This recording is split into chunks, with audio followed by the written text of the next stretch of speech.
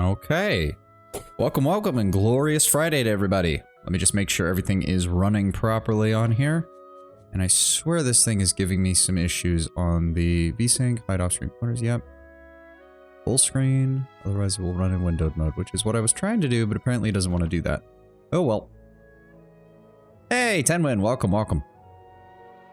Alright. Tenwin, can you give me a quick check since last time we had some audio issues right at the beginning? Can you hear everything okay?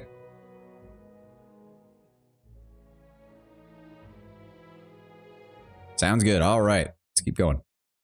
Guess that was just a hiccup we had last time.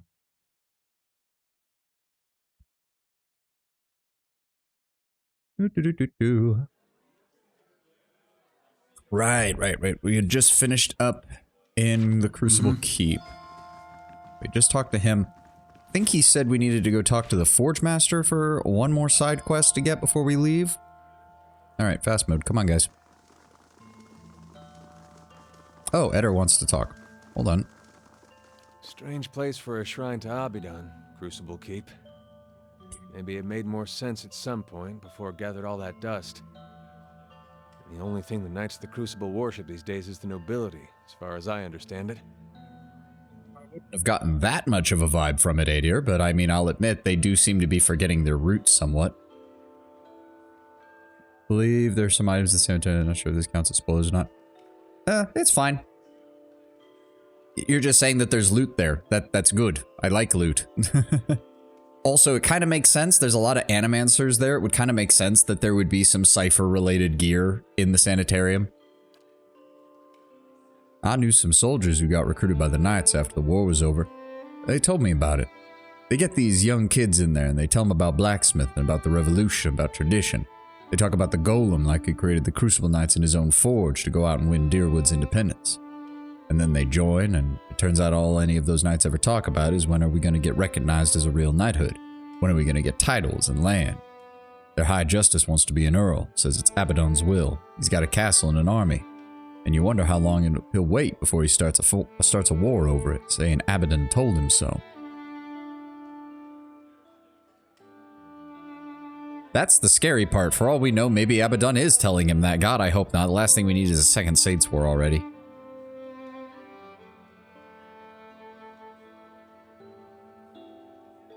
It seems like some of their members do still take their ideals seriously. You see it with the older knights, some of them. They were taught different. I feel for them, seeing all that slowly wearing away around them. With nothing to be done because the wrong people are in charge. Shame they don't have better people leading them. Right. Ah, there we go. Commander Cleaver says you're working with an animancer to build Forge Knights? So much for his talk of secrecy. I'm building Cleaver's Metal Warriors. He says they're what we need to keep order in Defiance Bay, so... Dunstan massages his temples, leaving soot streaks on the side of his face before shrugging and shaking his head.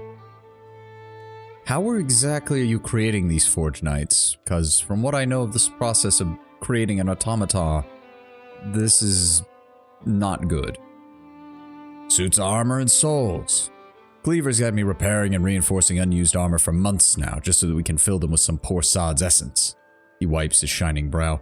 As long as that scholar girl's got her numbers right, infusing the armor with a soul ain't that hard. But that's not what bothers me. Multiple of the characters have unique backgrounds, but for some reason the Mourning Mother's the only one with unique background that has no description. Ah. Unique one she has is midwife. Oh. Okay. Interesting. And you need this Viana's research in order to complete them. Hey, Stylish, welcome, welcome. She's been working out a method to transfer souls into the armor. Getting the process just right is fairly critical. He holds up one hand. You bind the souls too tightly, you get something like those flesh constructs at the sanitarium. Barely bright enough to avoid walking into a wall. He raises his other hand. Bind them too loosely, they'll be too self-aware for their own good. Mad killers in metal bodies. Oh, it's pretty good. It's pretty good, Stylish. We just started up a few minutes ago. It's all good. I hope everybody's had a good week and everybody's looking forward to the weekend. I know I am. So I take it that you disagree with Cliver about the Forge Knights. Disagree with him on near about everything, and this is no exception. These Forge Knights aren't going to solve our manpower problem. You can call them what he wants, but they aren't knights. He folds his arms and looks at the ground. And don't get me started on the other problems. Those souls he's brought to power the Forge Knights? Cleaver keeps telling himself that they came from willing donors, but he knows better. There's a reason you have to buy souls through less than legal channels. We should be clearing those scavengers off the road, not doing business with them. The smell of mud and wet grass fills your nose as Heravius leans in close. Huh, willing donors, now there's a laugh. I've known plenty of idiot folk willing to donate their lives, but I've never seen despair so dire one would give up their soul. Enough about the knights. I have a feeling that this whole knight business is going to lead to a shift in leadership, shall we say, amongst, or depending on how we handle the quest, it might. Who knows, maybe we can actually be the big boys and actually try to put the Crucible Knights back on a bit more of a, I don't know, righteous path sounds a little bit high-handed, but that's the only word I can think of for it. Okay, so we're done in there. Heard about selling so have you heard about selling your soul to the government? I don't see the difference that much, Tenwin. What are you talking about? Okay, so we did Ducal Palace, we did Crucible Keeps. All that's left is the Valiant Embassy, and we will have finished up in First Fires. And then we'll double back to Copper Lane to work on their side quest. For right now, at least. Come on, everybody. All these circling feet heading nowhere. I love how everybody else has little conversations in the party, and frickin' Durance is just over here talking to himself half the time. Because nobody wants to deal with him. Darkstar, welcome, welcome, welcome, welcome. You haven't missed much. Ooh, that's not stealing. What do we have over here? Galvin Regged. Oh. Mention the name Regged in Ir Glanfath, and you'll be told stories of a glorious freedom fighter, an Orlan who used his tactical savvy and battle training to protect the Glanfathan from the encroaching evil of the invaders of the Deerwood. Yeah, pretty much, Tenwood. Ask someone in the Deerwood about him, and you'll hear angry retellings of the exploits of an underhanded, dirty fighting Orlan who terrorized the citizens of the Deerwood. This conflict is what legends are built on, and Galvin Regged is the stuff of legends. The Broken Stone War began from a misunderstanding between the Glanfathans who lived in the Deerwood and the Adiran colonists who were moving in. Tensions were already high between the two groups, as the Adirans claimed land the Glanfathans said they already owned. Add to it the Glanfathans taken and forced into slavery by the Adirans, and it was only a matter of time before something snapped and sent the two groups to war. There was the occasional skirmish or fight between isolated groups, but no real conflict until the Broken Stone War. Whether intentional or not, a group of Adiran farmers clearing land for crops knocked over and destroyed one of the ancient menhirs that dot the countryside. The Glanfathans, who revere these ancient structures in the Deerwood, reacted swiftly and violently, led by a particularly fanatical Fang by the name of Regged. While the war was short-lived and the Glanfathans were ultimately not the victors, Regged and his forces were able to eliminate a significant number of colonists. After the war ended, Regged was appointed the Galvan, or leader of the Glanfathan tribes. His leadership skills and prowess in battle earned him the respect of all the tribes of Air Glanfath. Because all the tribes were unified behind him, he was able to move and coordinate their warriors in a way that organized them into an efficient combat force. The Adiran colonists lived in fear of his attacks. His name and reputation spread. Over 2 years following the Broken Stone War, Galvan Regged and his forces, using deception, misinformation, and straightforward guerrilla tactics, killed hundreds of colonists. The remaining earls sent word to the fair Konig, saying something must be done before more nobility is killed, but Regged continued to terrorize the colonists, and it seemed that his campaign would never end. That is, until he encountered Edrang Hadret. Memory of the war talking about the elders in a negative light. I vaguely recall that from the Keep, but at the same time, I'm pretty sure the silhouette of that figure was human-sized, not Orlan-sized. Plus, I think... Where did it say? It said something... No. Where is it? There's no mention of his clan either, and those ones in the Keep were specifically of the, what, Nine Claws or the Nine Fangs or whatever? Double check, this isn't stealing? Nope, alright, we'll take it. Oh, Vincent Agnossi, Valian Diplomats, Alien Soldier. These postings show current prices for a range of commodities. They track the running exchange rate for the Valian Luce. No, there was a mention of Regged being a claw, I think. Oh, okay. I'll keep it in mind.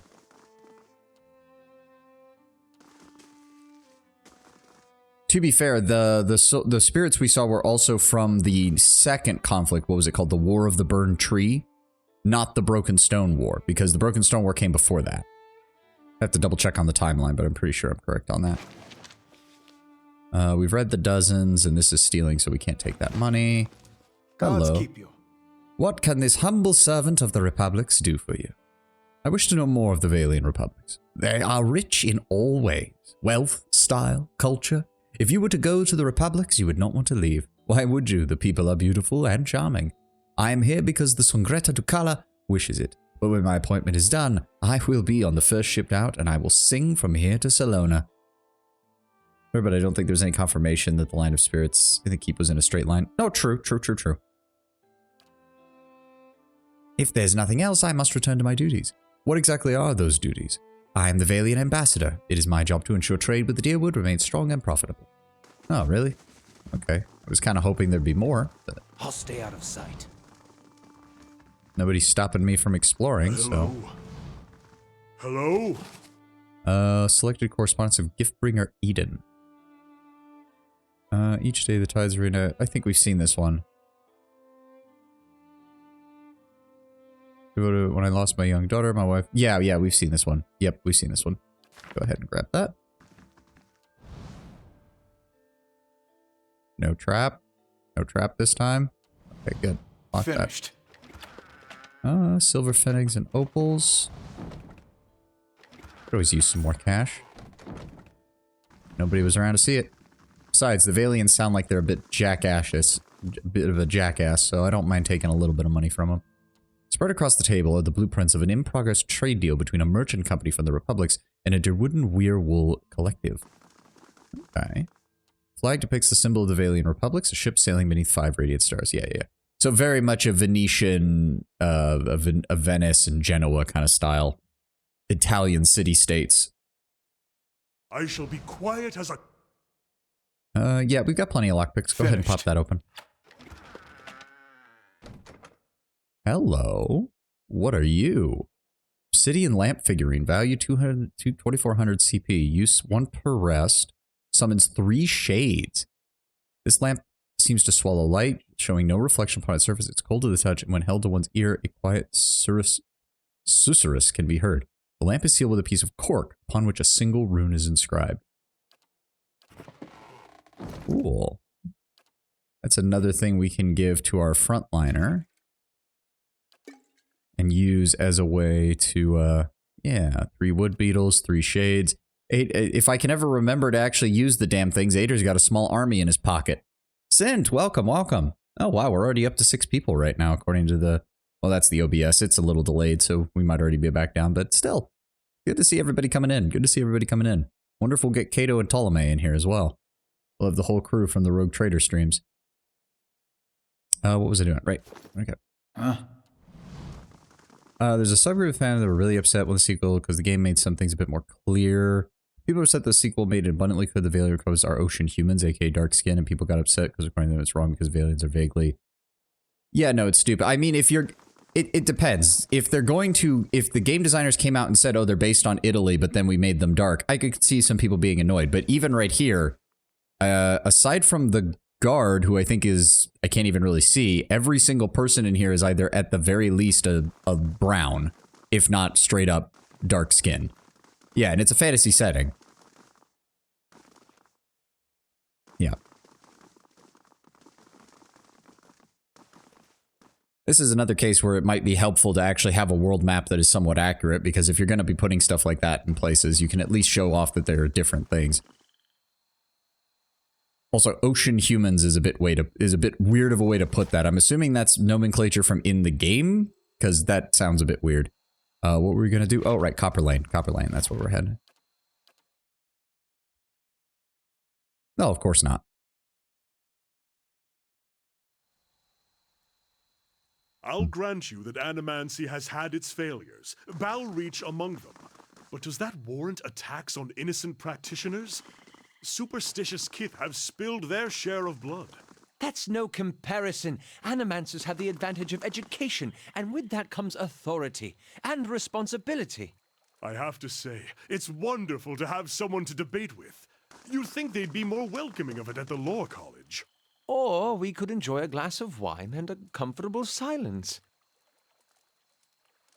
Interesting that Aloth, of all people, is talking about animants. Well, I mean, I suppose he's talking about it from a professional standpoint, as animancers are supposed to be trained and ergo must be held to a higher standard. I guess we'll talk with the local drug dealer to see if he knows where this chick is. I'm looking for one of your colleagues, a Viana. I like Viana. She's always talking about metal men, which is strange, because she don't eat no snowcap. His brow wrinkles. I don't talk about metal men either, and I do eat snowcap. Anyway, she ain't here right now. Flew away to Andra's gift to meet her friend Bessia? Clesia? Yeah, Clesia. Clesia is the friend she went to meet. And Andra's gift. On a house, not a boat. North house. Empty house. Andra's gift has a lot of boats. I should go rowing sometime. He beams at you and nods his head. Okay, farewell. Just a subrace here. Meadow is pale skin, ocean dark skin, savannah, olive. Yeah. So yeah, ocean is dark skin, meadow pale skin, savannah's probably olive, Mediterranean, something in between there.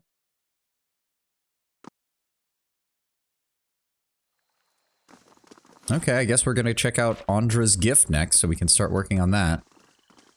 There's a lot of side quests here in Defiance Bay, that's for damn sure.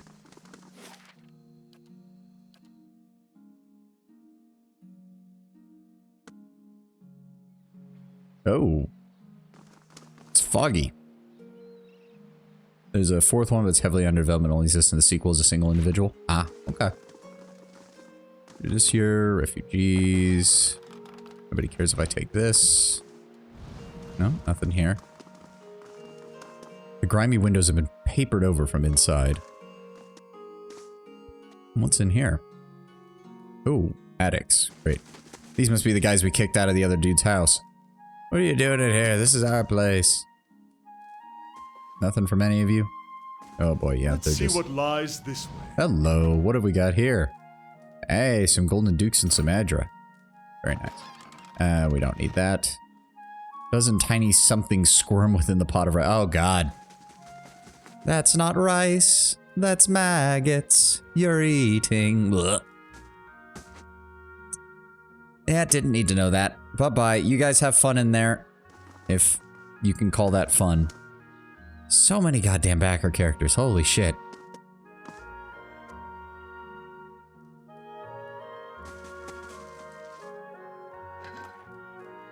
Really? He doesn't... Whoever the... Kolfeg. Okay, whoever this is doesn't care. The knob on the underside suggests that the table was fashioned from a derelict door. The slightest pressure causes it to wobble atop the barrels. Well, I guess we'll take the copper. Don't mind if I do. And the fish. Fish. A youngish elven man squints at you in surprise. You can't just barge into somebody's home like this. Who do you think you are? Who are you? The elf who lives here. Now get out. What now? He looks at you. Okay. There's always got to be one. In every RPG, there's always one NPC that the game developers put in as just like, yeah, he's going to be the only person who calls you out on your rampant just entering of people's homes for no reason. There's always one. With its crooked and missing shingles, the roof resembles a prizefighter's gap-toothed smile. Let's pop this door open. Hey, free camping supplies. Never say no to that. What's in here? I'll see what I can find. Ooh, right at the Untamed Wild. +3 survival for 120 seconds. Oh, okay. And 25 golden scalings. Nice. Whoa! As you enter the room, you see several figures huddled together. They stand at attention, armed, but not in the matched gear of Crucible Knights. At the center of the group, one woman looms over another holding a flail. She snarls at the cowering figure. You've got 2 pages of research here. You expect me to leave this was just your scratch work? It's nothing. I promise, just my notes. You hear a painful smack as the woman backhands her captive. We know you were meeting with the Crucible Knights. You think they're the only ones with power in this city? They call us the Dozens for a reason. Now I won't ask you again. and a nudge from one of her men. The woman turns and sees you watching. You shouldn't be here. It's obvious that this woman does not need to be here for this. Let her go. We can all pretend that this never happened. Oh, it's too late for that. Okay, they're not targeting her, which is good. Can we close the door right in their face? Oh no, they're still attacking. Okay, that Durance, move forward a little bit and give me a blessing. In a second, I want you to shoot Antelope Companion. Really? Okay. Go ahead and shoot the guy on the front line. And then I'm going to go ahead and... We'll go ahead and Puppet Master the rogue. Go ahead and give me a Lightning Storm. Durance, go ahead and give me a healing spell. Aloth, go ahead and give me an AoE. Lava. Give me another AoE. Oh, gosh, he's a fucking priest. Damn it. Alright, try to get in close. Yep. There we go. Hey dear, move forward. Oh, wait, the antelope's still there, isn't it? Or no, it's down too. Oh god, that lightning spell is so good. Yes? Go ahead and conjure up some drakes. Start attacking them. Good damage, there we go. Oh my god, lightning is so good.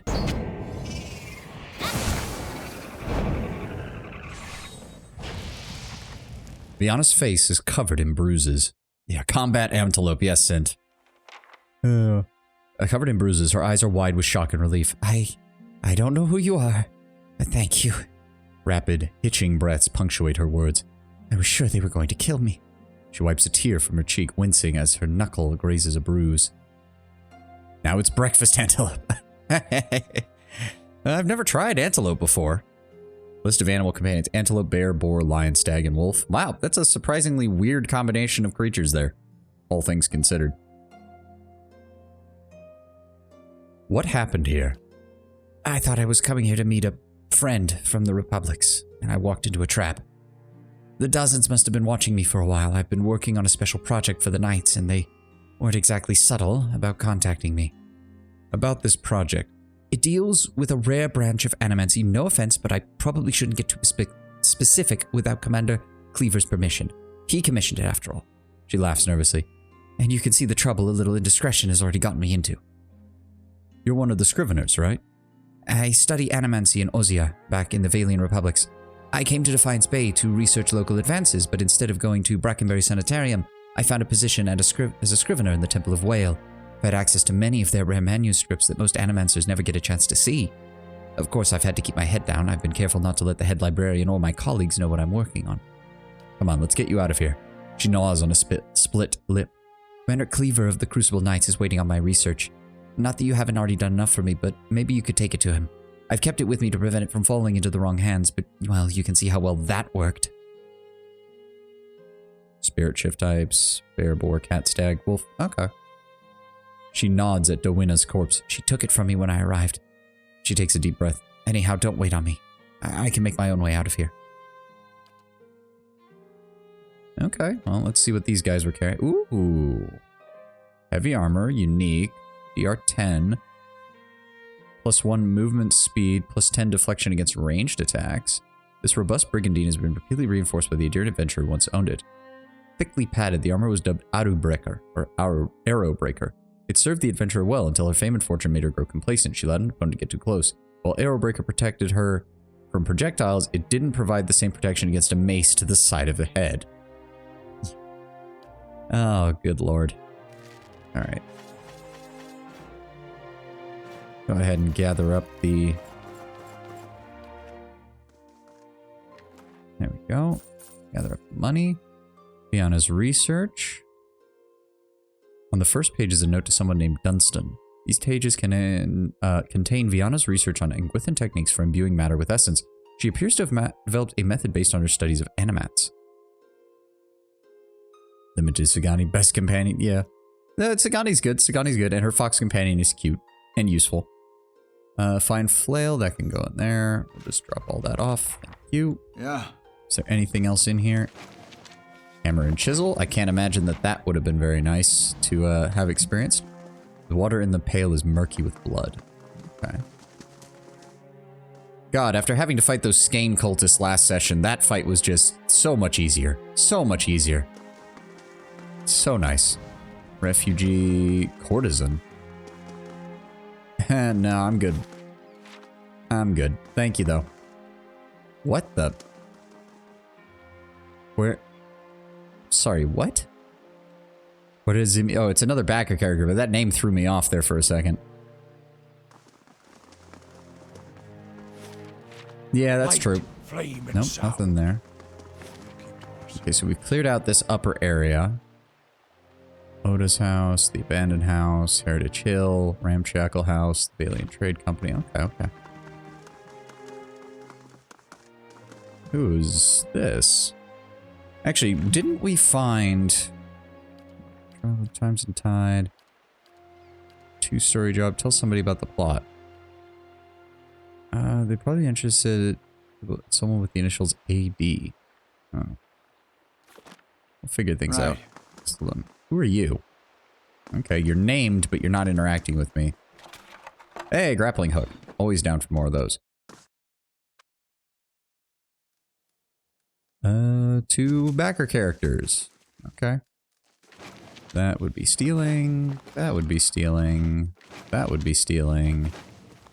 A dozen tiny something. Oh god, not more people who won't keep track of their rice. The bed's as stiff as a plank. The worn, grimy blankets feel as if they come apart in the wash. Well, these 2 backer characters are obviously not having as good of a time as some of the others. They're living in here. Okay, so that's that area cleared out. Let's head back down here. We've seen that description. Asymmetric craters of west of loading and shadows overloading and making a new game. Oh, cool. Can't wait to see Markiplier go crazy over that one. He played both of those, as have a couple of other big streamers. Finished. Or big YouTubers, I guess. I'm just equating the two in my head. Oh, is this house abandoned?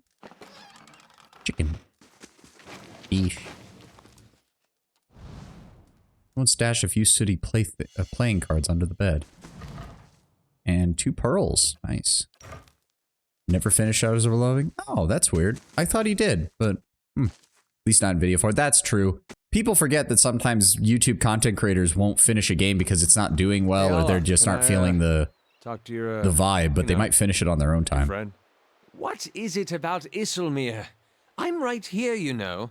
No, you're both great. It's just, well, I feel like I don't get to spend as much time with her, and she's just so funny. I mean, some of the things she says are not nearly as funny when you've been hearing them for 50 years. Oh, yeah. That didn't even occur to me. I keep forgetting Aloth is an elf. So he's, yeah, if he's been listening to it since the Soul Awakened for over 50 years, yeah, he's a lot older than he looks. Sure. I completely forgot about that. More refugees. Oh. God's damn, that's Oh. cool. Person with a portrait. Oh, shit. The angry woman clenches her jaw and stares out towards the harbor with glimmering golden eyes.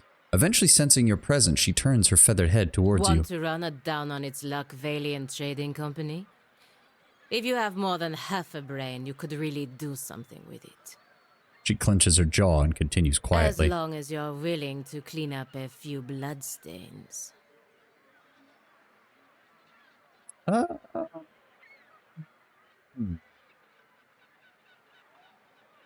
She doesn't strike me as the type that's gonna go for the clever line. She seems a little too serious for that. But I do want to get involved. So the diplomatic side, we'll go with clever then. Well, with enough silver and gold, you'd be surprised how well you can clean up just about anything. Verzano's just lucky no one's trying to pay him in steel these days. Sooner or later, his luck will run out. The woman looks back at the warehouse for a moment and grimaces. After a slight nod in your direction, she storms off. Nope, so we're not getting more out of her just yet. Interesting. An avian godlike. I guess that makes sense. I guess that makes sense, because the 4 godlike that are here are elemental godlike for the most part. What is it? Moon, death, fire, and nature.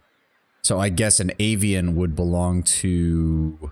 I could have sworn we already read about a god or goddess that deals with the sky. But maybe I'm wrong. Tortugo. Oh, that's not stealing, so I'll take it. So that must... Yeah, they both lead into the trading company. What are you... Well met, friend. Take a look at my wares. Exotic goods shipped straight from the Republics and Old Valia. Show me what you have for sale. Ooh, he's just got a bunch of stuff. Okay, hold on. Let's take a look here. Wild Strike Belt. Ariant's Wild Strike Burn on Spirit Shift for Druid. That's good. Except I think I gave him Wild Strike Burn, so that's a bit of a waste. Only usable by Cypher, 10% focus gain. Gimme. Fighter modifies constant recovery. Doesn't actually say how much it modifies it by. I don't like that. The Amulet of Jokate. Moon is Andra, Death Bareth, Fire Magrin, Nature Galloway, and Avian Hylia. Ah, okay. There are a minimum 1 godlike type per god, and there are a few who we haven't seen yet in either game. Makes sense. It also makes sense the 4 that have been shown. Avowed in advertisement shows off a Dawn godlike, which is Aothus. Ah. It makes sense actually as well, because Andra, Bareth, Magrin, and Galloway are kind of the big 4 that we've seen talked about in the Deerwood, aside from Aothus. So I guess it makes sense that those 4 are the ones that show up the most.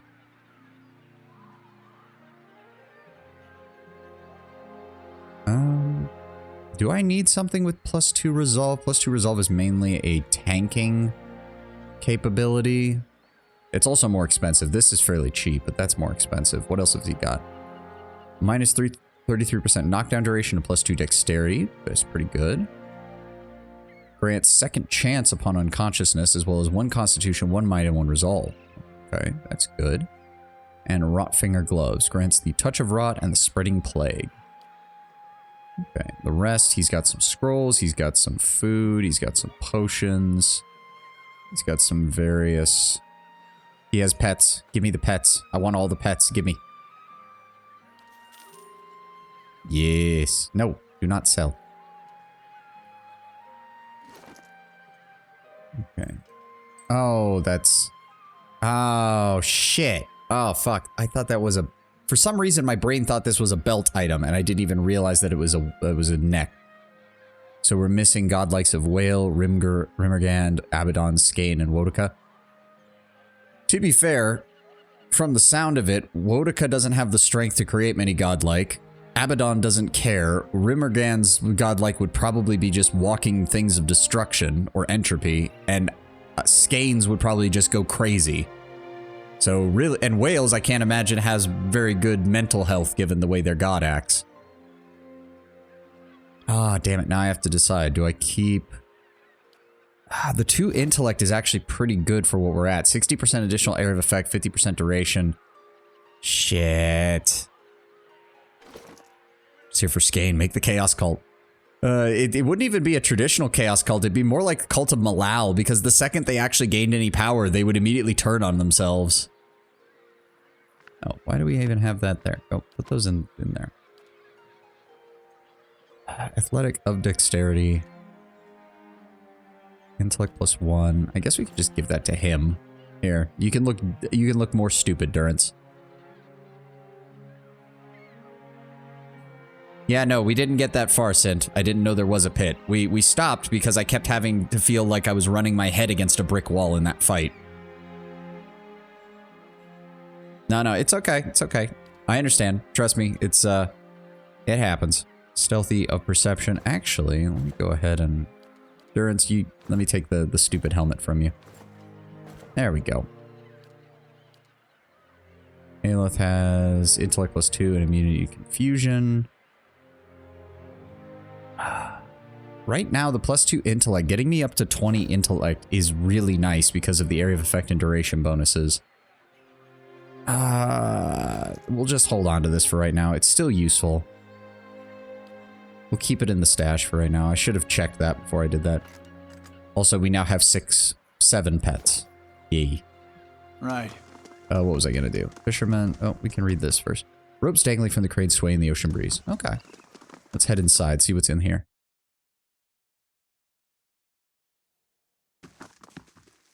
Welcome to the Well Valiant. met, friend. A young woman stands behind the counter watching you with quick, intelligent eyes. Welcome. This is your first visit to the Valiant Trading Company, is it not? Please let me know how I can assist you. What is this place? The Valiant Trading Company is an association of merchants from the Valiant Republics. We oversee all trade deals, negotiations, and on behalf of our merchants. She gestures towards the door on her right. This is our warehouse, and we store our goods in transit. Do you have any more business to us? Who are you? I'm the assistant manager of this warehouse. Currently, I help Versano run things, but I'll take over when he retires, or when the company bosses back home decide it's time for new management. She rolls her eyes. Huh. Given the reaction of the lady outside, I'm kind of surprised there's not more going on in here. Esteemed Mestre Versano, while your ambitions would dignify any son of the Republic, your methods do not. The dukes you have asked once that you see to the business interests of all the Republic. They are not given to asking twice. Oh, dear. Shipping manifest listing the cargo of the Principia Chiamina. 400 shark skins from Marautai, 20 bales of blackwood from the living lands, and 6 dozen barrels of Adiran ale. Bundled navigational charts and nautical maps. Great Western Stag. Yep, we've seen that one. And some money. Steady does it. Go ahead and take that. What have we got in here? Valiant Soldier. And I'm guessing this is the guy in charge. For immediate transport to Barda, handle with care. A man stands in the corner of the warehouse directing traffic. Gems wink from the many rings on his fingers as he points and waves at the laborers. His silk clothes, though finely embroidered, aren't new. You notice a couple mended seams around the shoulders and a discreet patch on one elbow. Skane godlikes are one of the few godlike types that are the most likely to be killed at birth due to how horrific they are, even in areas where they are generally approved of. And those that do survive are said to live truly miserable lives. Yeah. Well, again, think of the god that created them. Like, I imagine the only way that a Skane godlike would be happy is if he was constantly just embroiled in revolution and conflict. Like, that's the only way he'd be happy. But he'd have to hide that he'd be happy because his god says you can't just be out in the open with your rebellion. You have to be secretive. So I have to imagine that it takes a horrible mental wear upon someone to live like that. Since Skane isn't just about revolution, he's about betrayal. You want your betters to think that you are on their side up until the moment you slit their throat. Like, it's a very specific level of like I can see how people could be pushed to that, but being born into it, that sounds horrifying. Well met, friend. Oh, I didn't read that. His silk clothes, though finely embroidered, aren't new. You notice several mended seams around the shoulders and a discreet patch on one elbow. When he sees you, he throws his arms wide in an expansive welcome. Greetings, greetings, you have come to the warehouse and headquarters of the Valiant Trading Company. He consults a pocket watch for a second. Some of the gold filigree you notice has been chipped away. Ah, but you are late. I sent word to the expedition hall yesterday. This delivery cannot wait. Oh. He thinks we're somebody else. Godlikes don't have to follow their own god, but it is more due to their physical appearance. There's no confirmation, but popular theories imagine them lacking ears or having a stump for a nose, missing teeth. Yeah, something that would immediately have them be cast out of society and thus put them on the path to... Oh, and actually, now that I think about it, since the godlike's head is transparent, for early portions of their lives, a Skane godlike might not even know why people are so reviled, or why they're so reviled by people, until he gets a mirror and actually can look at himself fully.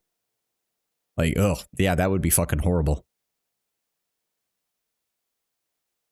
Well, they don't have to follow their own god, but I have to imagine that it affects a person's temperament somewhat. Especially since being raised as a godlike is also going to affect it. Transparent thin is unique to death godlikes. Oh.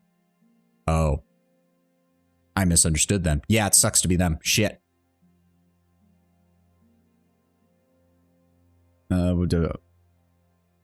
Who was that feathered woman outside? Oh, you must mean Pelagina.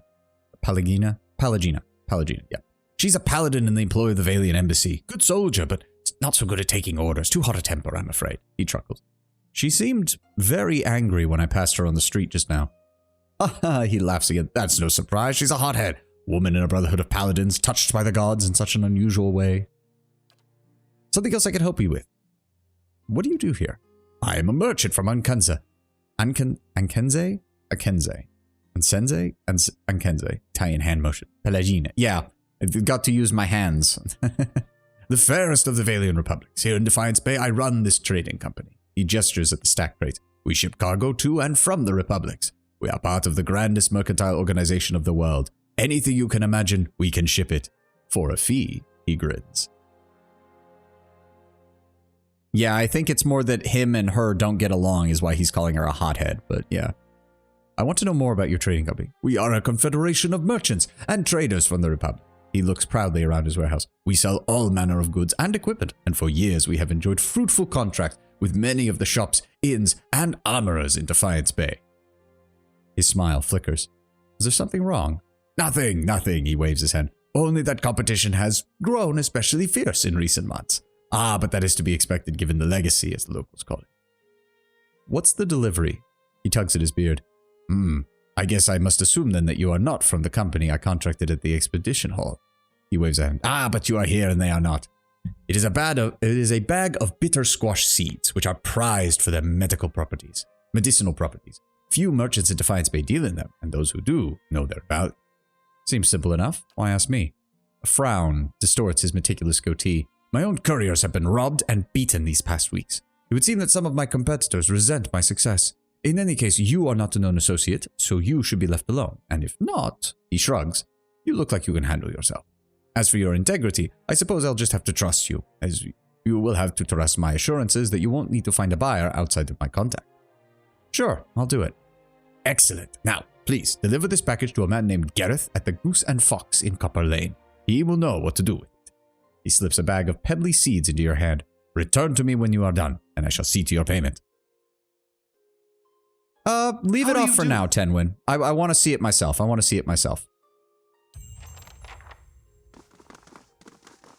What else have we got in here? Live specimens do not open. No, they don't care if I unlock shit. Finished.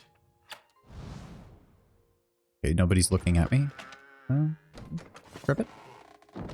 No, don't mind us. We're just admiring your warehouse. It's so nice, so good. You're doing such a great job, buddy.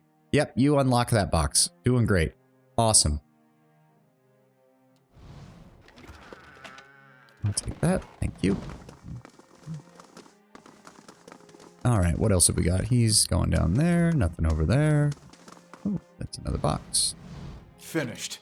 He doesn't care if I do that. As you say. Kana, could you come over here for a moment, please? There we go. Yeah. Everybody stealth. There we go. Yeah, may as well. Don't mind me. Don't mind me. Out we go.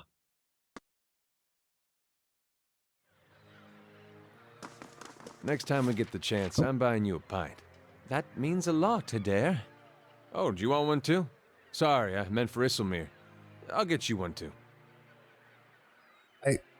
I can't tell if Eder's just kind of negging Aloth a little bit, or if he's genuinely more interested in his alternate personality than he is in Aloth.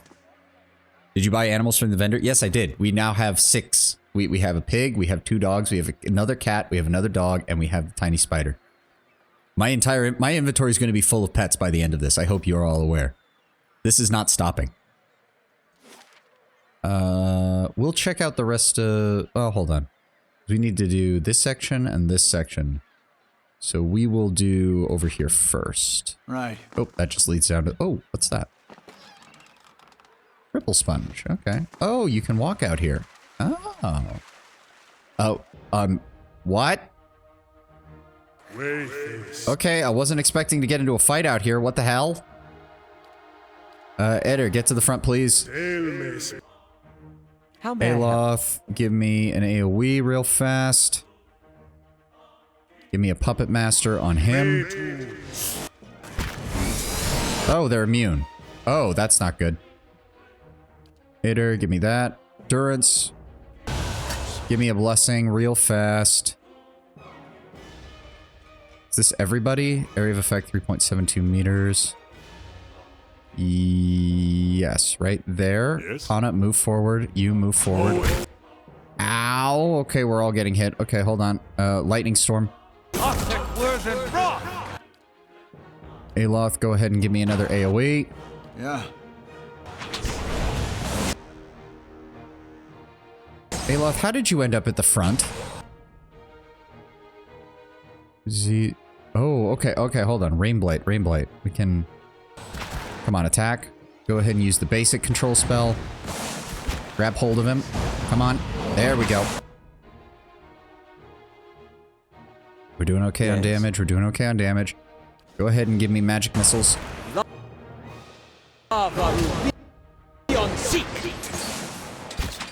There we go. He's distracted by the rain elemental. Go ahead and knock him down if you can. There we go.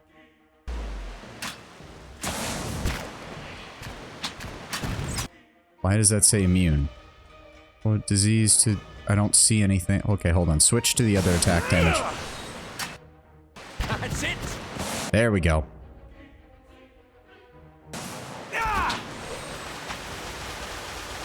Okay, so they were immune to pierce damage from the looks of it.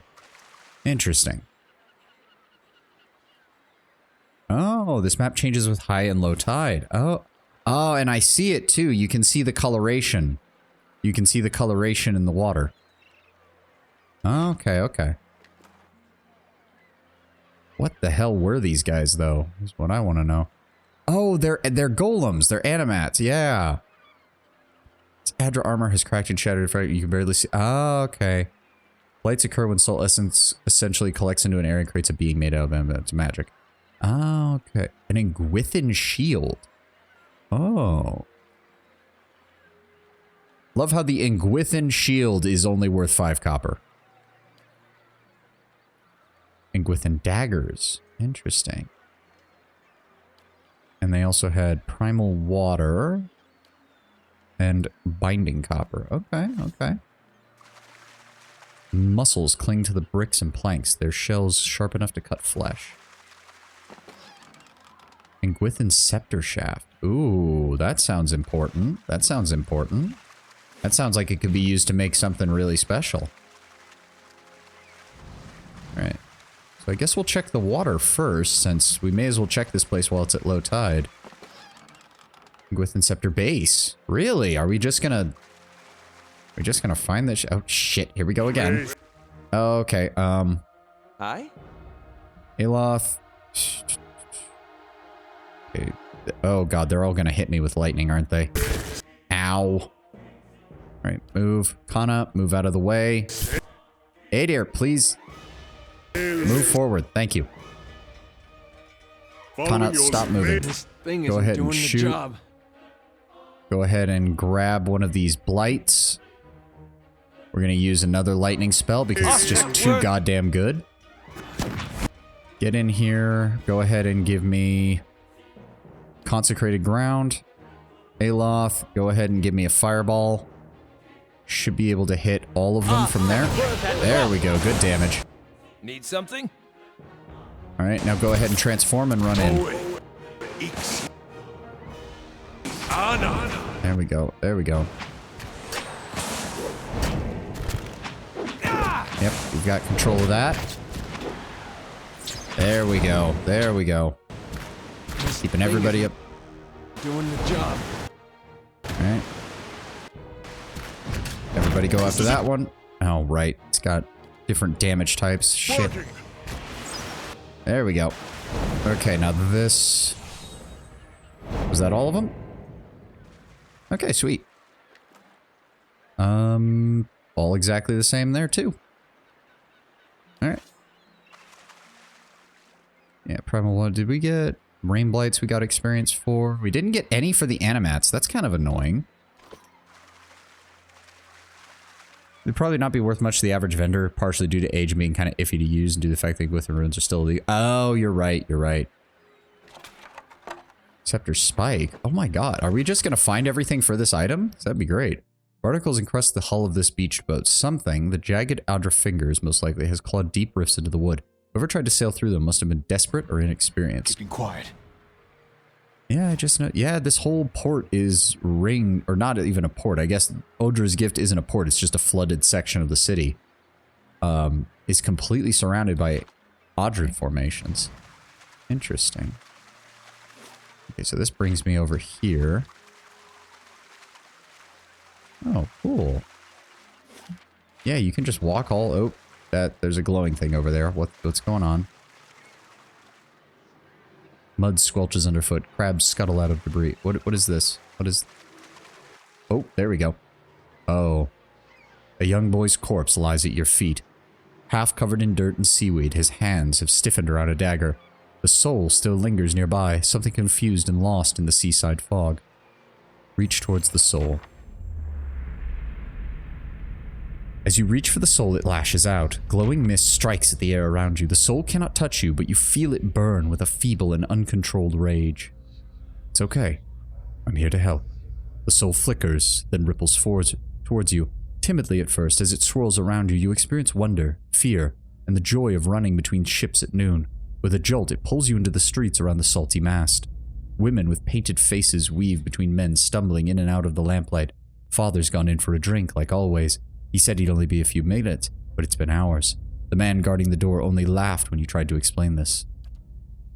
There's always a back door. In an alley, 2 men have cornered a woman. Her cheeks are streaked with tears. She's backed against the wall and looking away. They're inching closer. You step forward. The men don't acknowledge you, but the woman looks at you, a plea in her eyes. You've seen that look in abused strays. In your hollow-born sister, that time father took her from her splintering cradle into the filled wash basin. You were brave that day. Oh fuck, we're getting dark. A knife is in the thug's belt. Next it's in your hands, and now it's in his thigh. You're small and fast, but not fast enough. Fingers bite into your arm and a muddy boot sails towards your face, and then everything is muddled by cold, brackish water. The soul retreats from you. It pulses with a question. You did a brave thing.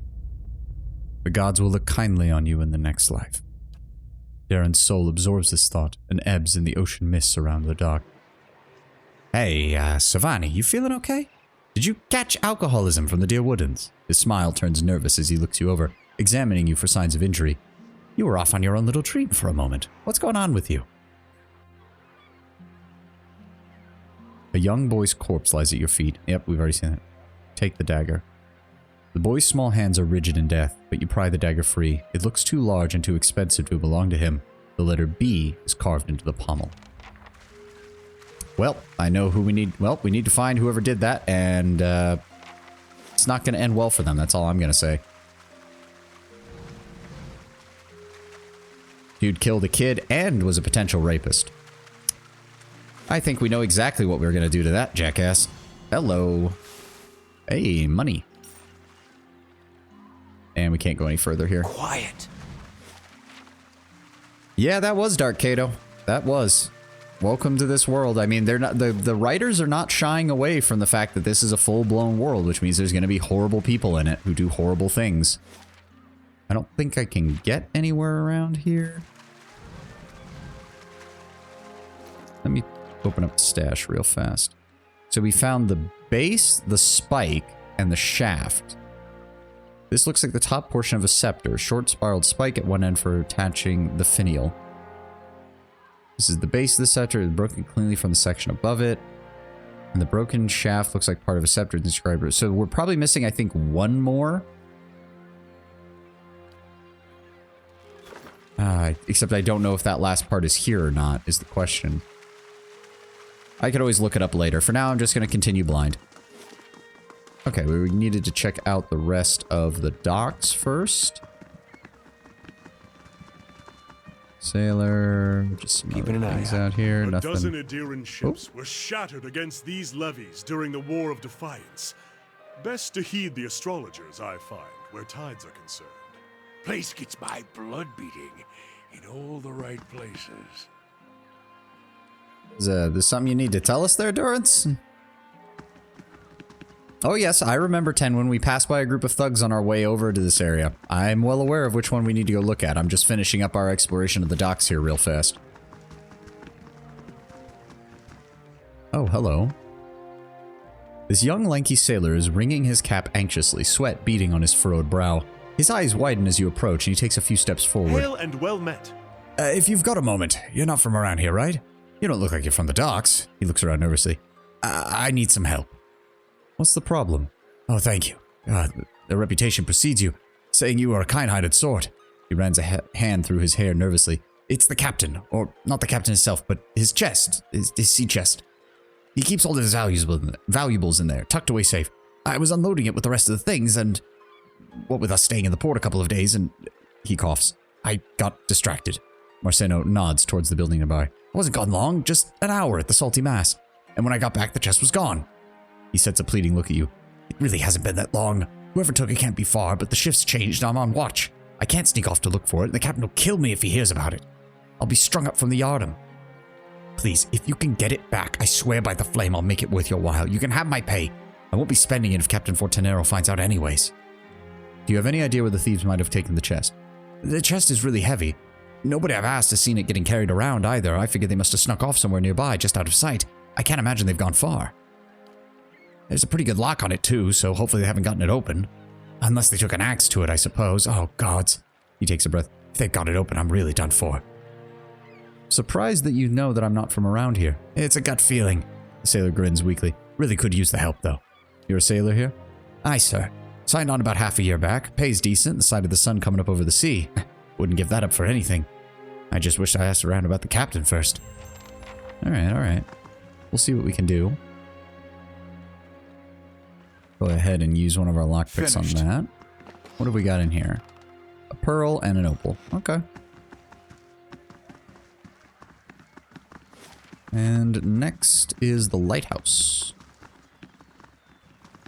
Another sailor. Don't care about that. I've a shiver. Won't leave my spine. What the hell was that?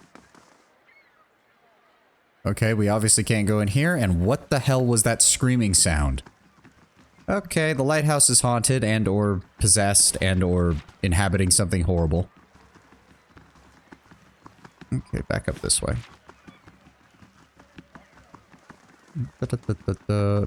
Bargain, yes. Or braggin, my apologies.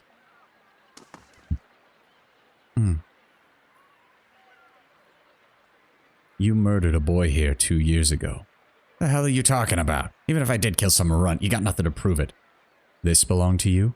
That's mine, all right. No one touches my dagger and lives. I'd like to see you try.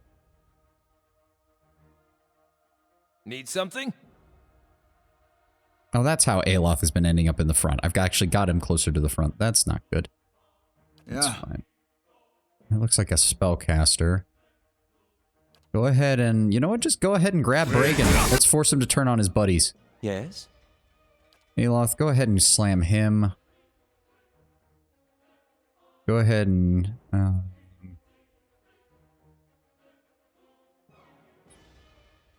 let's go with this. Go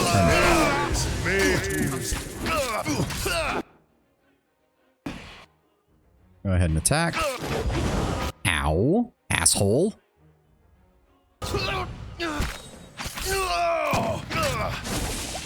Yes? Okay, Aloth's getting his ass kicked here. Move out of there. Yeah. Move out of there. Let's go.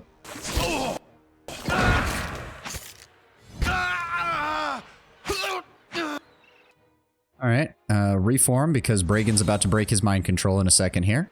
As he sees that we have killed all of his friends. Sucks to be you, buddy. There we go. That would be nice if we could just do that. Waterlogged Grimoire, that can go to Aloth. He'll have him study that here in a moment. And we've got just a bunch of shit. Some fine leather armor, some clothing, and a whole bunch of money. Thank you, Bragan. Your contribution to the safety of the realm has been noted. So that's dealt with. Do we actually have... Did that count as completing it? No, we didn't. Find Darren's family. Oh, dear. And we're looking for the chest as well. I thought maybe one of these abandoned houses might have it in it. It does not look to be the case. So, Valiant... Alof, have you ever woken up to find your other half used your body during the night? I don't think I understand you. And I'm not sure I want to. Well, I've found that if I go to sleep hungry enough, I wake up covered in blood and delightfully full. Also, Aloth, I know you're smart enough. You know damn well what he implied. You just don't want to address it. And I don't blame you for that. But Playing stupid when your entire purpose is to be the smart guy of the group is not a good look, buddy. Sailors, sailors, nothing over there. Alien sailor. Random alcohol. Surrounded by scattered planks, it isn't clear whether the skiff has been half built and abandoned or cannibalized for lumber. Okay.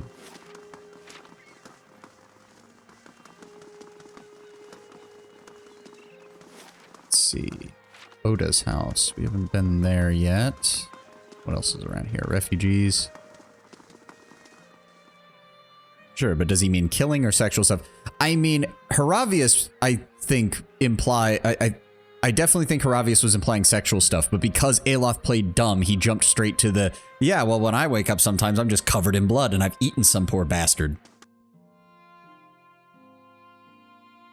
To be fair, I think Haravius would have been fine with an actual answer, even if that actual answer was boring. He just, I don't think he liked the fact that Aloth dodged the question. Oh dear. The woman looks like she hasn't slept in days. Her hair is a rat's nest of tangles. Her eyes are lined with shadow. She casts an anxious glance at the door. Her eyes widen somewhere between hope and apprehension. Are you here about Darren? I'm afraid I've found Darren. Thank the Sea Mother. Where is he? Oh dear. You may wish to sit down. Your son will not be coming back. Her mouth falls open. She stares back in shock. My boy's dead? No, that can't be. What happened?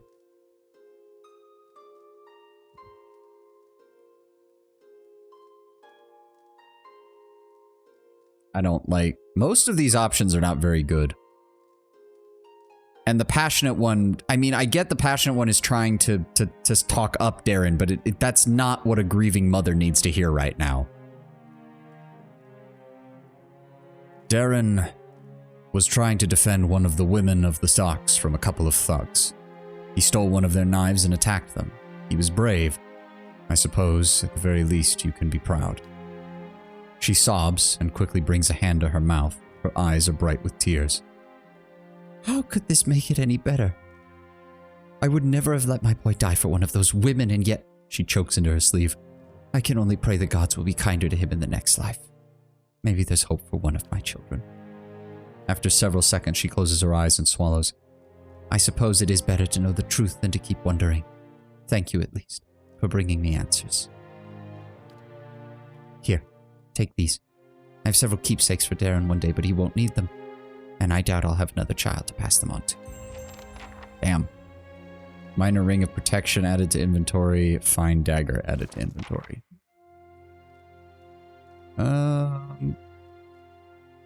Protection gives basic. Yeah, it's the same as the cloak that Adir has. He's got ring of deflection. We'll go ahead and pop that on him. There we go. That's beer. Pale green fuzz has colonized one of the bread loaves. A quiet, motionless shape is swaddled beneath filthy rags and moth-eaten towels. Oh dear. Yep. You'd also think that there would be more concern, given the Widewind's legacy going on, that people who kill children would be something that would be... Oh, Jesus Christ. Don't pawn your personal problems off on me. They will use you, cast you off when it suits them, never speak another word to you. Maybe they just don't answer to fiery whore. Okay, we finally got Durance chatting with someone, and it's him picking a fight with Aloth. Great. Nice going, guys. Traveling with Durance is fun, though. He keeps everybody else on his... Oh, dear. Oh, great. I suppose we can come in here and help this guy, or is he going to be dead by the time we get over to him? This man's fancy clothes are ripped, and blood flows from a fresh cut above his eye. He tries to push himself up, but his arm is shaking, and he winces painfully. Here. Oh, thank you. He gasps as he rises. My head. What happened? He carefully dabs at his bloody nose with a silk handkerchief. I was just on my way to the club. He slowly stretches out one leg, grimacing at a scraped knee. It's a rough part of town, but the rabble here's never been violent. Even a night with Equali isn't worth this. He limps away. Strange. Okay, that leads back down to the water. Let's go see if we can find what the hell is going on here. Oh, of course, they ran into the salty mat. Oh no, they might have gone... Okay, so there is this area. We'll save the salty mass for last, then. We'll see what else is around here. No, nothing here. Because I think this is the last segment that we haven't looked at yet. Let's see what lies this way. Oh, look, more thugs. Oh, it's gathered around a wooden chest. Oh, great. Well, we found the fucking chest. One of them, a grizzled and tough-looking character, looks up at you and then sneers. You took a wrong turn somewhere, did you? Turn around and walk on. There's a sudden snapping sound from the direction of the chest, and a second smaller end that's at a frustrated groan. Damn it, that's the second lockpick. He looks up at you. Oh. Walder rolls his eyes and turns to you. Well, you've walked down the last pier, friend. Well, that didn't take very long. As far as brothel names and CRPGs goes, that's W top tier. Oh, yeah, definitely. Definitely. Need something? Right, pull back slightly. Thug, Walder 3 fingers, lefty, and regular thugs. Okay. Well, let's just go ahead and grab Walder then, because he's probably the strongest of the group. Yes? Kana, just start firing, please. Need something? Moravius. AoE, nope, that's just going to hit us. Burst of Summer Flame, AoE, that's just going to hit us. Firebrand. No. Insect Swarm. Faux AoE. Okay, damage and concentration. Okay, there we go. It's fairly small, but that's fine. Well, actually, just hold off on the spell then. Wait for them to clump up, and then we'll use it. How may I help? There we go. That's distracting them. Go ahead and cast that. Go ahead and cast that. There we go. There we go. Good damage. Good damage. Okay, I don't like that they're all just teleporting around. That's kind of aggravating. Oh no. Engage them. Okay, we've got some... We still got Walder for, like, 2 more seconds. So we can take care of that. Go ahead and attack that thug, would you, for me, Aloth? And as for me... Go ahead and do that. Ow. There we go. Ow. Can we please deal with these guys before they kill me? There we go. Alright, go for the thug. There we go. Okay, we took a lot of damage there, unfortunately. Mm-hmm. Mainly because we didn't really have good positioning. Oh, good. Lockpicks. I was hoping for more lockpicks, actually, but that'll do. Aloth blew her up. Ader is proud.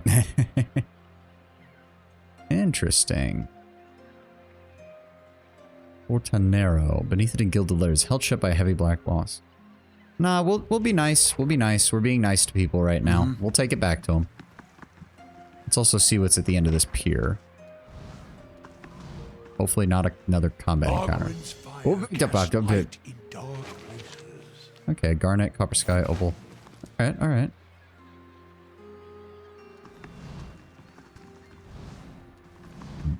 What? Oh, 2 more backer characters. Okay. Anything else? Laying low. Nothing we can see? Alright.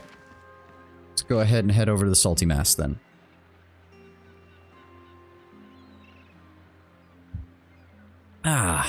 Oh, good session so far. Good session so far. A little bit of combat, a little bit of world building. Speaking of which, how is this coming along? Good, good, good, good.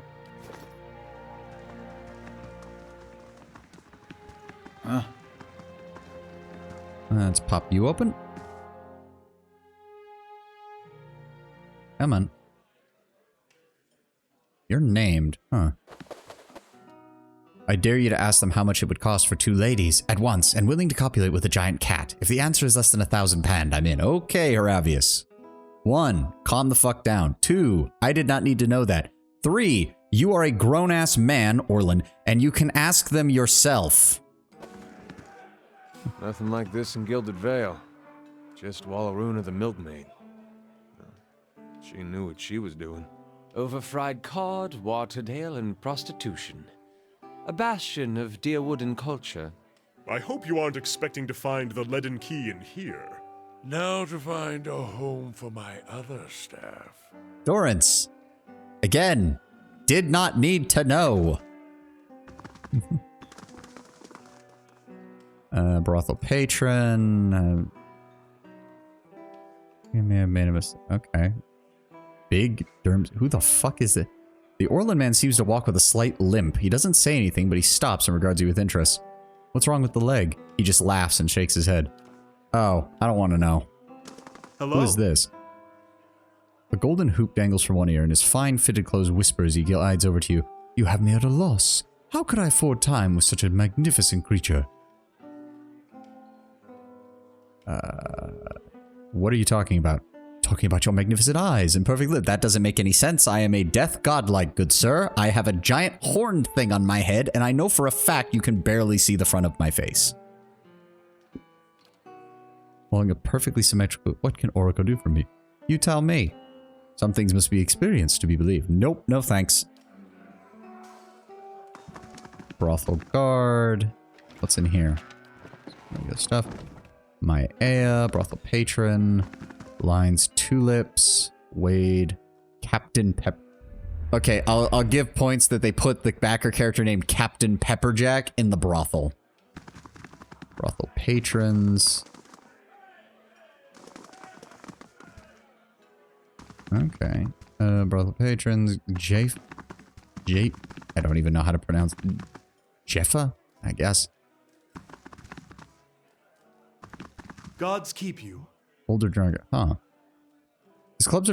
His robes are torn and stained with vomit. He turns his eyeless face towards you, wiping his mouth. Come for a story? His speech is slurred and his voice ragged. I tell all the best stories. It's my club, anyway. Mara and Wade are relevant? Okay. What club? Club for a fine and prestigious gentleman. Prods your shoulder. Hey, if you don't know about the club, you must be... He heaves, catching onto his chest. After several precarious seconds, he recovers. Where was I? Oh, you must be here about the ring. Yeah, the ring. He shoves it into your hand.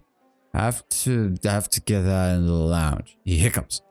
I'll just let you in, you know, it's the most exclusive club in Defiance Bay. He wipes a hand on his shredded robe. He slaps you on the back. Whatever you do, don't tell him you're new. Or... He turns away, overcome by a fit of dry heaving.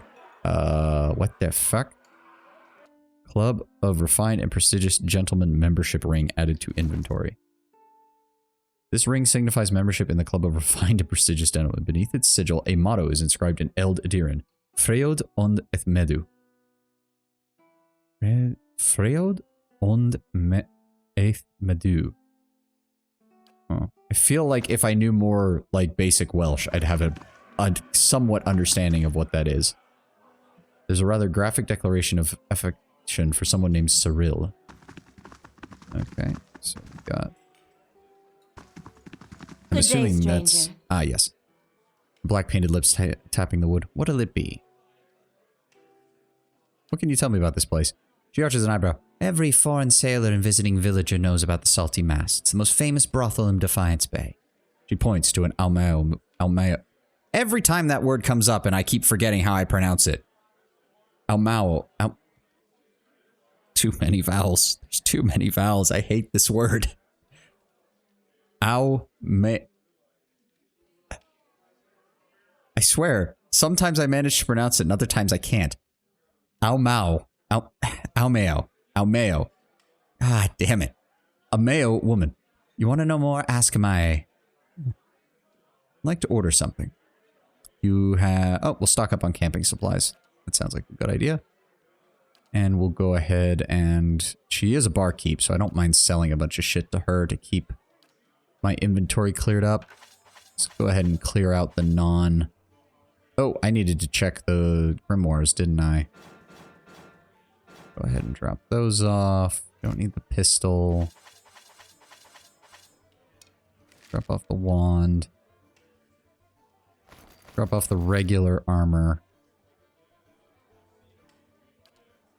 Drop off all these. Everybody was wearing a fucking cap here. And we can drop off the books. List of names. Oh, right. That's the Skane people. Shattered anim. Oh, I don't like that that's in this part of the inventory. That makes me think I should hold on to it. I will for right now.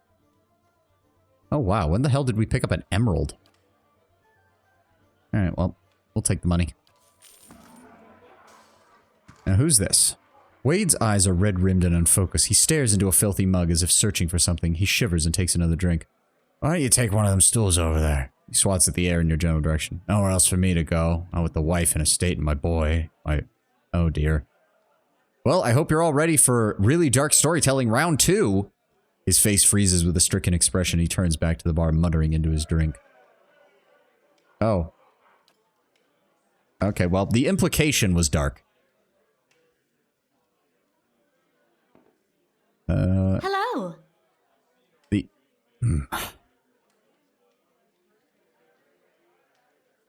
Au Maua. Au Maua. Au Maua.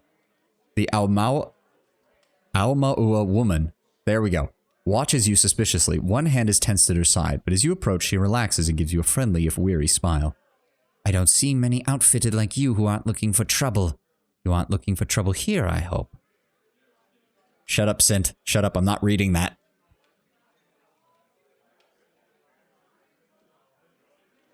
Hey, 3 times fast. I refuse.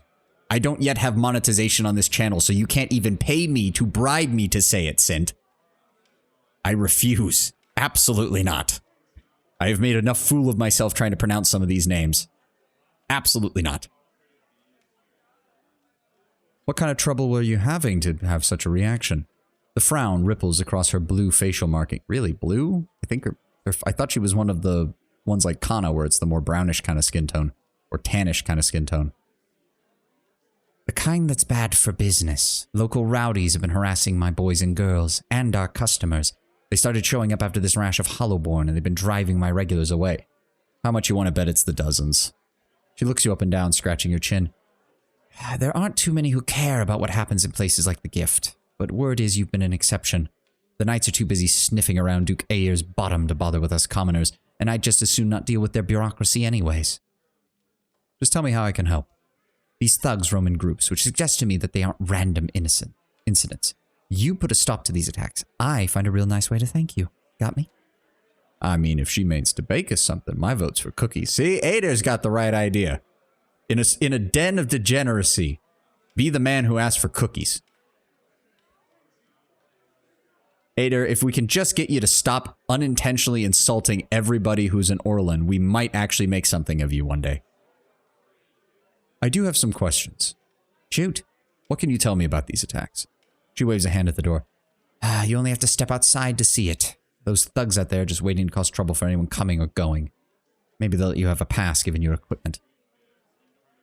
Now you can add extra words and details of speech, would be interesting in the sequel where 89% of the NPCs are voiced with exceptions. Oh. I mean, I try to do it just to make it sound a little bit more natural, especially with the player character, because there's only so many ways you can say, or there's only so many times you can say literally just tell me more before it gets annoying. So I try to throw at least a little bit in there.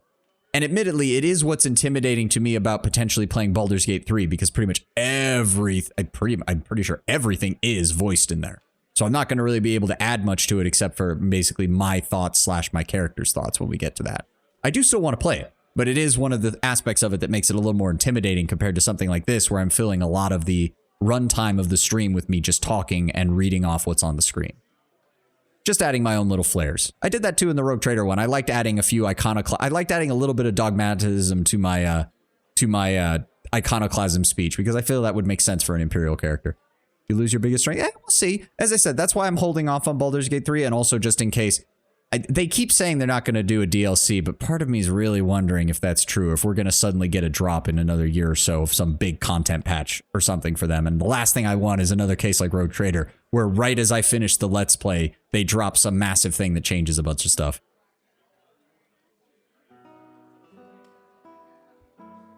Plus 10 when not every game's going to be like this. Not every game's going to be a CRPG. I've got to branch out at some point, and I've also got to learn how to deal with providing commentary without just relying on this. I did do a little bit of that back in my Elden Ring playthrough when I first did the DLC there. I had to fill it quite a few times with just speculation. Yeah, probably. That would be my luck. That would exactly be my luck. What can you tell me about your business? Aside from the attacks, I imagine it's still doing fairly well. She rubs the back of her neck. Honestly, it's not, as well with all this trouble. I run an honest enterprise. I just want to give folks rest and relaxation. You help me out, we'll see about getting you a special discount. Could I ask you about something else? What can you tell me about this place? I've heard quite a bit of it from the locals. Oh, you're a sharp one, aren't you? I thought that was clear as the crystal waters below the docks. This here is the Salty Mass, the most famous house of pleasure in all Defiance Bay. We have drinks, beds, and good company to help you enjoy both. Of course, the club for refined and prestigious gentlemen is upstairs. You'll find several of the hardest working boys and girls in Defiance Bay up there, too. Oh, okay. The water below the docks is anything but crystal. Yeah, I think that was sarcasm. No. Nope, nothing else is needed to be known. Well, I guess we'll deal with this club thing first. Because she said that was upstairs. I wasn't expecting it to just be here. Thought we would have to go tracking these people down. I'm assuming that's another worker. And another. And another. Game of Dun or Draw seems to have ended abruptly with scattered cards and blackskin pipes. That is a deer clothing. Don't need to take that. Oh. Say what?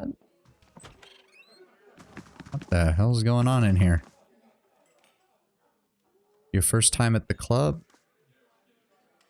Vincent Dwellier. The man looks down his nose at you. So you're a member, I see. Are you here for the exclusive club equipment? Show me your stock. I've been collecting the finest equipment for over a decade. I guarantee you won't find a superior collection. Okay, so it's a black market. It's a black market liaison, essentially. Let me see here. 15 max endurance. 10 defense against spells. Yeah, it probably is if I wasn't just confused as to what the hell's going on here. 10% crit damage multiplier. Jesus fucking Christ. Okay. Someone on the art team had a little too much fun designing this for the frickin' thing. +2 constitution. Ah ha ha ha ha ha. Yeah. Okay. Very funny, guys. +1 intellect, +1 resolve. Okay. What do we have here? Spear, one-handed. Interesting. These ones are named, but they don't have any lore. Most of the other ones that we've come across that are named have lore to them. Yeah, that's the worst part, Tenwin, is that I'm pretty sure most of my companions don't have a belt slot yet, and +2 to Constitution isn't the worst.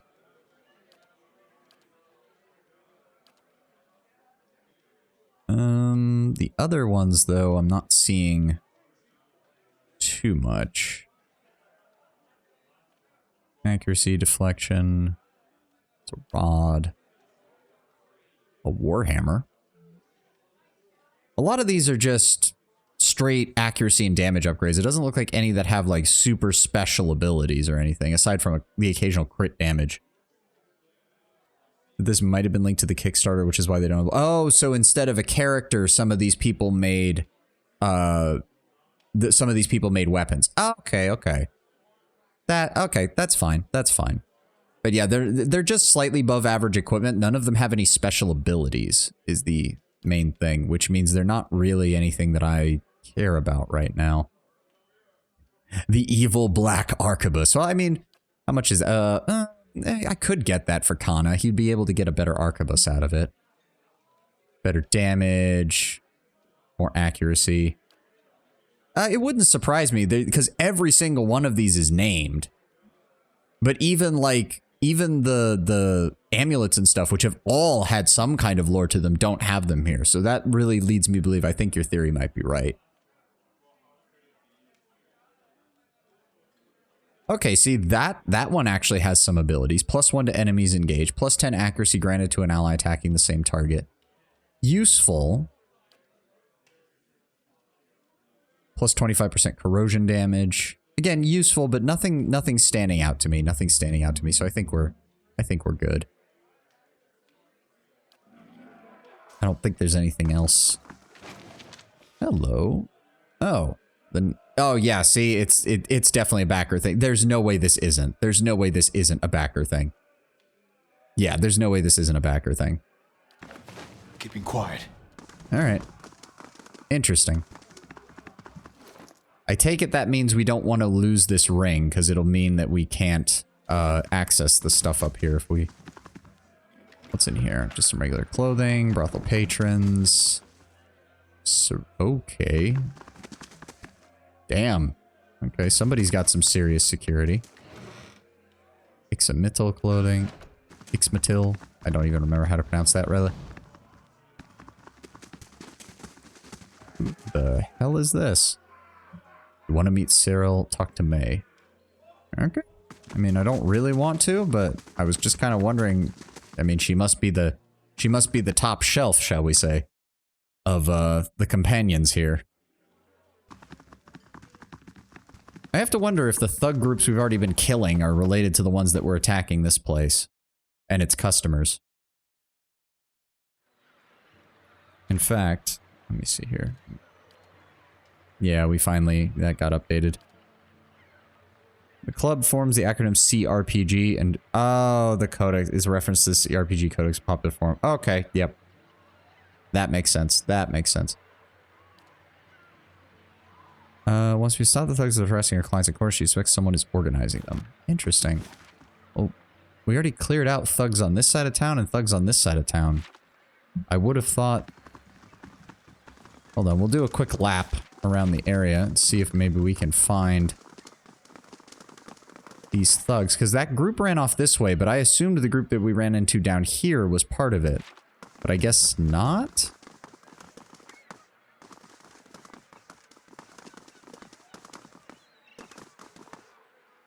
On the hunt. Not seeing anything. One of the empty buildings you found nothing in? Oh, thank you for the heads up. Okay, so it's not the attics then, because that building was not empty. That makes sense. Was it this? No, we've been to Kolfig's house, so the next one is over here.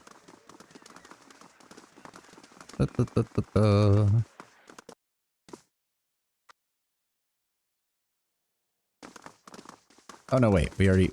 Wait a second. For a second, I honestly thought that maybe they had come into here as well, which would have been kind of hilarious. Quick, we need to dodge the police. Let's hide in this abandoned house. Oh god, why are there half a dozen dead bodies in here? Ah! That would have been kind of funny, I would admit.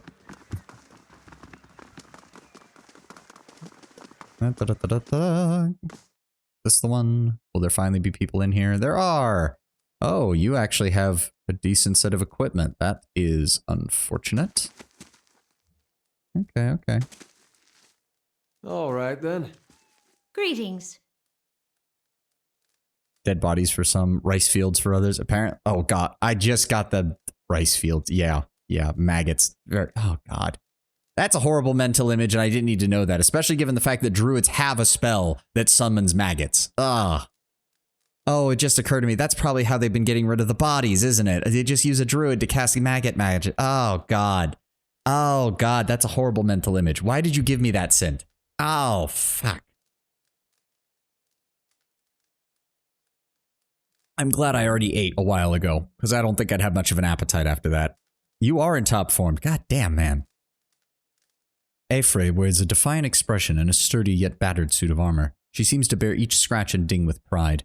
You don't look like one of the knights. Can I help you with something? Who are you? I'm Aphre, lieutenant with the dozens. She taps her dented breastplate. We're the last fighting force, speak English, in Defiance Bay that remembers what it means to be a dear wooden. And unfortunately, I'm the only one who seems to care about the way Maya is squeezing the locals. Oh, so... Hold on. So... How do you do? We're just... So our choice is just Kinda like leave your them attention, alone, don't you? or kill them. Okay. Indeed. Let me think about this. How do we want to set up here? How do we want to set up here?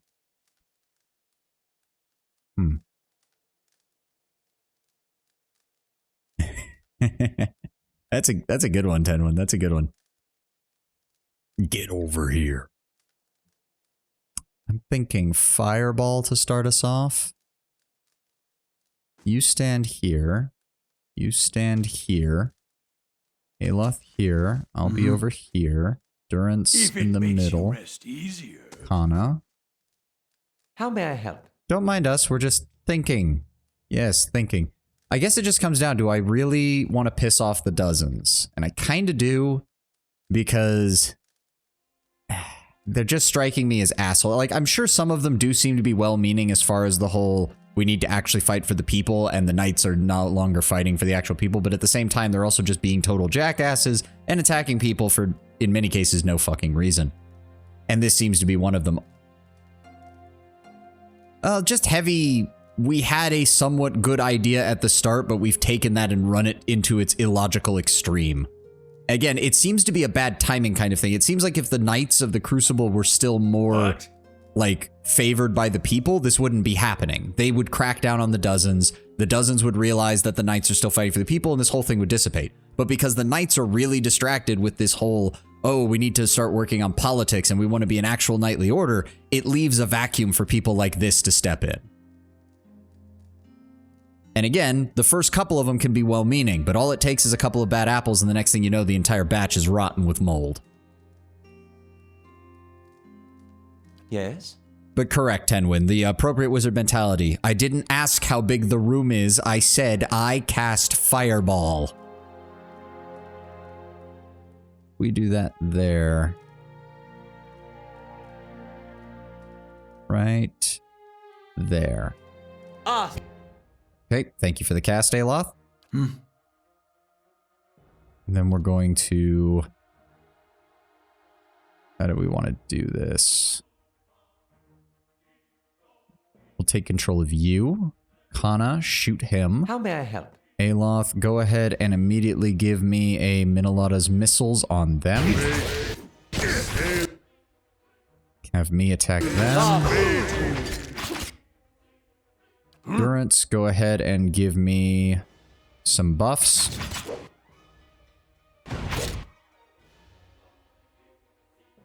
Go ahead. No, we can't cast that. If that's the case, go ahead and do that.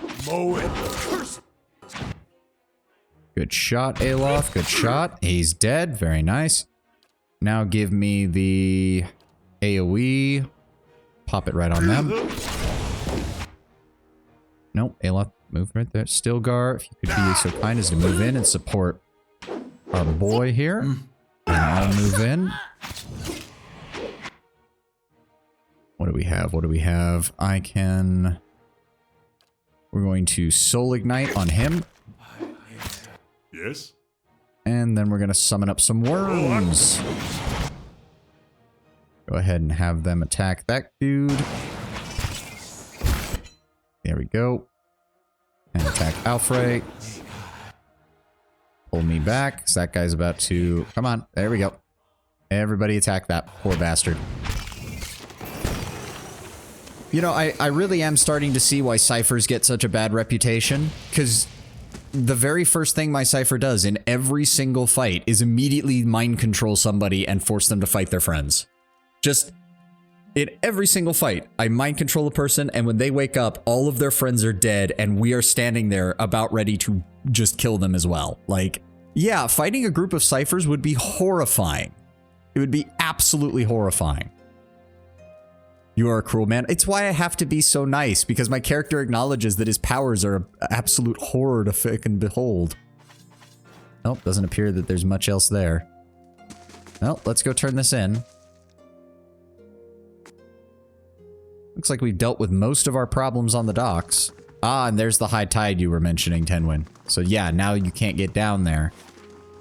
Ah, but the map stays the same. So they at least give you a hint that there is something going on with the tide before you get there.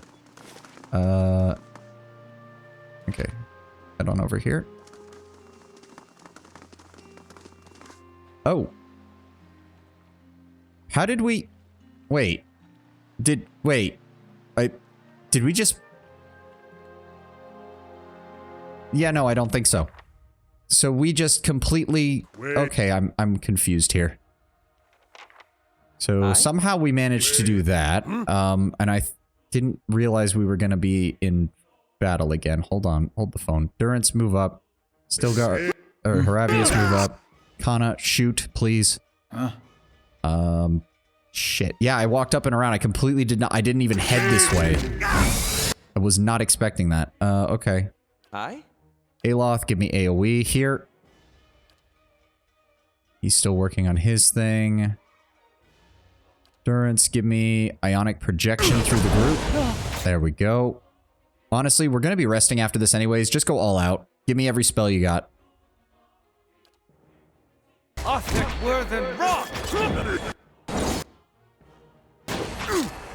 There we go. Whoa, why are we playing Ring Around the Durance? Jesus. Attack him. Thank you.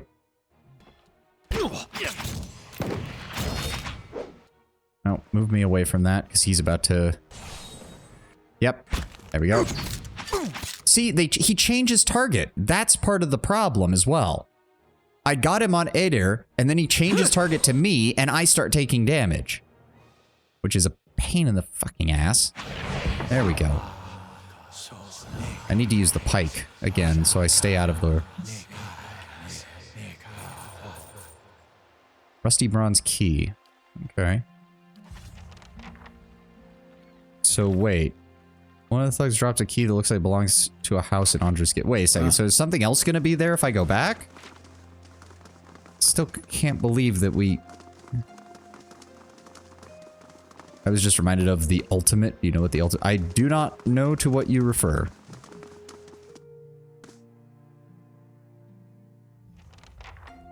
Deal with the... Oh. I think I broke the quest. I think I broke the quest. Shit. Frick. Okay, hold on. Hold the phone. Crap. Hold on. Make a hard save here. Just in case. Then we're going to reload. I guess. Yeah, okay, so leave now. Okay, so that explains why there was no dialogue option. The ultimate is buried in the game on hardest difficulty, Iron Man mode alone with no companions. Jesus. Can do some damage squeezing her legs together. It isn't a parlor trick. Besides, she doesn't take orders well. She has backbone, that woman. Does it scare you? No, but I won't be responsible for what happens if you call her whore. Jesus Christ, Durance. Maybe we do need to get you laid. God damn, man. Calm down.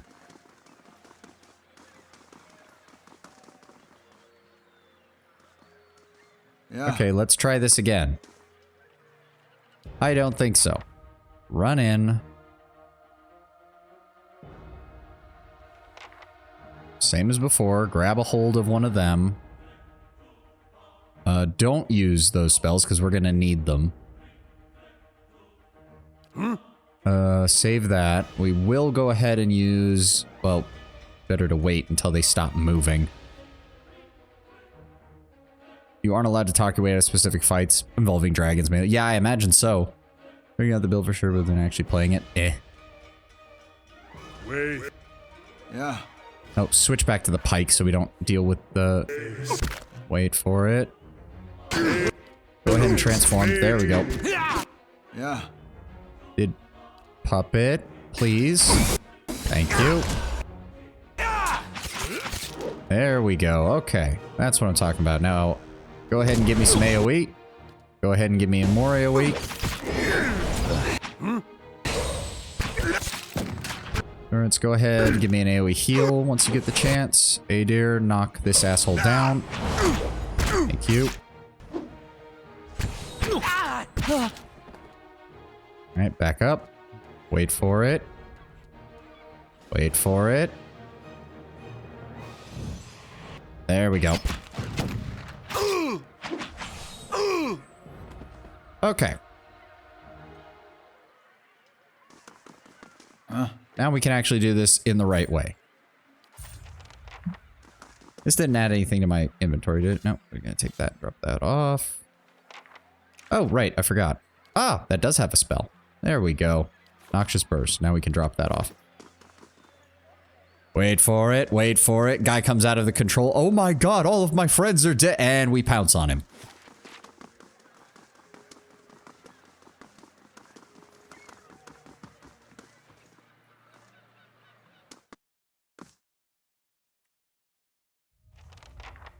Okay. Greetings. I'm here about the trouble at the Salty Mast. Ordinary Kith are angry, as they should be with the crooked Aumaua.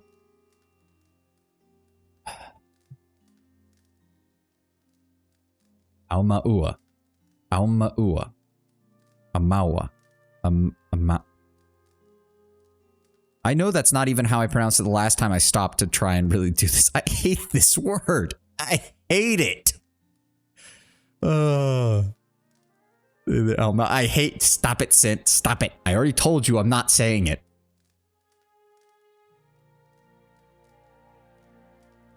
Amauan. Crooked Amauan.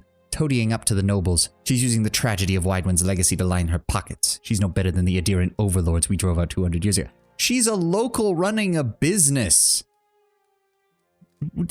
Using the tragedy of Widewind's legacy to line her pocket. How? Oh, when people are depressed, they go and do things that try to make them feel a little bit happier? Are you fucking kidding me? Yeah, I bet most of your people get drunk too. Like, are we gonna start killing people over that? Dipshit. People around here know you to be an honest broker. Maya's made it so only the rich can afford her establishment, yet she sits in the poorest district of Defiance Bay. Okay, we already know that's not true because a lot of these poor people have been showing up to her place, so that's bullshit. We've taken matters into our own hands. She's the real criminal here.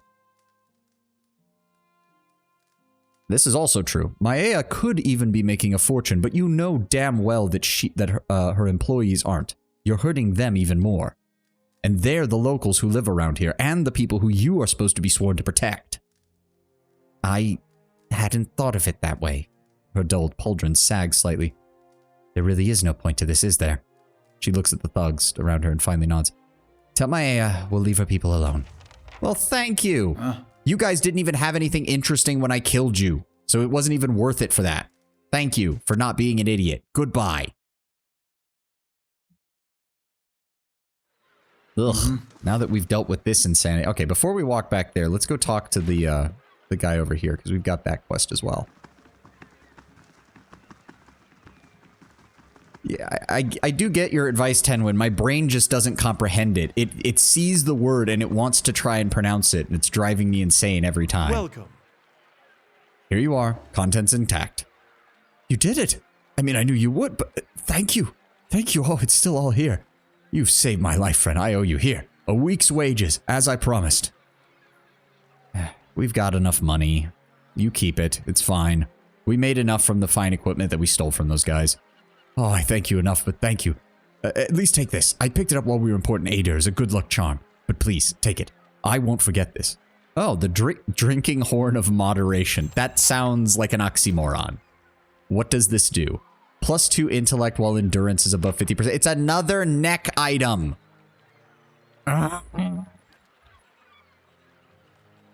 Okay, we're giving it to him. We're giving it to him before I lose my goddamn mind. Why? Who thought making cloaks and neck items the same slot was a good idea in the design of this game? Taxes collected 291 lost to bandits? I'm sorry. 291 CP lost to bandits. Earned 598 CP. Okay, I guess we'll need to up security even higher. Jesus Christ. The Greek cup that emptied itself. I'm ignorant enough to not know which philosopher it's named after. Yeah, I know what you're talking about, Sin, and I know it is named after a philosopher, but I can't. I'm in the same boat. I can't. I don't remember which one it is exactly. Speaking of which, did they finish this yet, or are we still building? We're still building. Okay. Damn, I thought my security was good. Turns out my security is shit. I sent an ogre to help you guys. What's going on? Copper pans are a really unfortunate name for the currency. Copper pans? Pans? I'm not hearing a problem. Pans. Pans? The thing is with that, my brain just deletes the D half the time, and that's no problem. It's when it's adding a letter that's a problem. Oh, yeah, the same problem with Cyberpunk. Yeah. Yeah.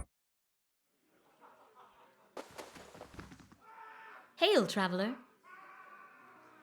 I've talked with the ringleader. She's agreed to pull out of the district and to leave you alone. We also killed one of the groups that was harassing them. Well, that's a welcome surprise, and one worth celebrating. Take the coppers and enjoy yourself. Her smile widens. And if you choose to have your fun here, enjoy your discount.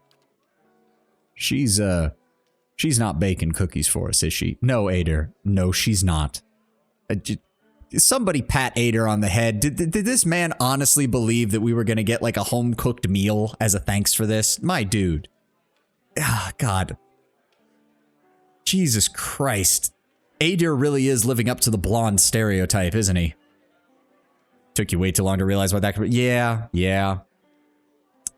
It's one of those unfortunate things. It's one of those unfortunate things where it's like, this shouldn't mean anything. No, it does. It already does. The implication was already there, unfortunately. Ader's a bit silly at times. As I said, he's living up to the blonde stereotype. Okay, we still do not have enough points to raise mechanics higher. Damn. Oh, but we do have level 4 powers. Let's see what we've got here. Body attunement. Fighting the strengths of defenses, stealing them, drains a portion of the target's damage reduction, granting its bonus to the cipher. 7 damage reduction stolen for 22.5 seconds. Accuracy versus fortitude. Mind Lance. Impales the target with a lance of pure force, inflicting major pierce damage to anyone in the line of attack. With a high chance of causing an interrupt. Okay. Target plus a length of 16 meters. Holy crap. Pain block. Provides an ally with a mental block on his or her pain, granting a bonus to damage reduction and regenerating endurance over time. Not bad. 10 damage reduction for 30 seconds and 136 endurance. Wow, so I can get a heal spell, basically. As a cipher, that's actually kind of impressive. Oh dear God, the bots really are getting smarter. What the fuck? They're starting to put spaces in their goddamn links. Shit. Maybe I shouldn't have complained that the bots were really dumb last week. They're getting smarter. Fuck. You know what? Check your crafting menu. You might be able to make cookies for Ader. It sounds like he needs them. Silent Scream. Produces a psychic howl in the target area, stunning the target as well as dealing raw damage to all enemies within. Stands a high chance of causing an interrupt.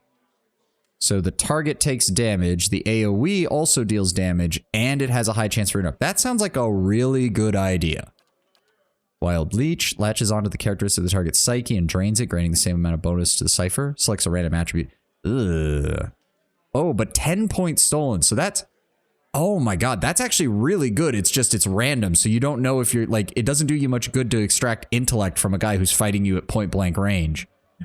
Still, not bad.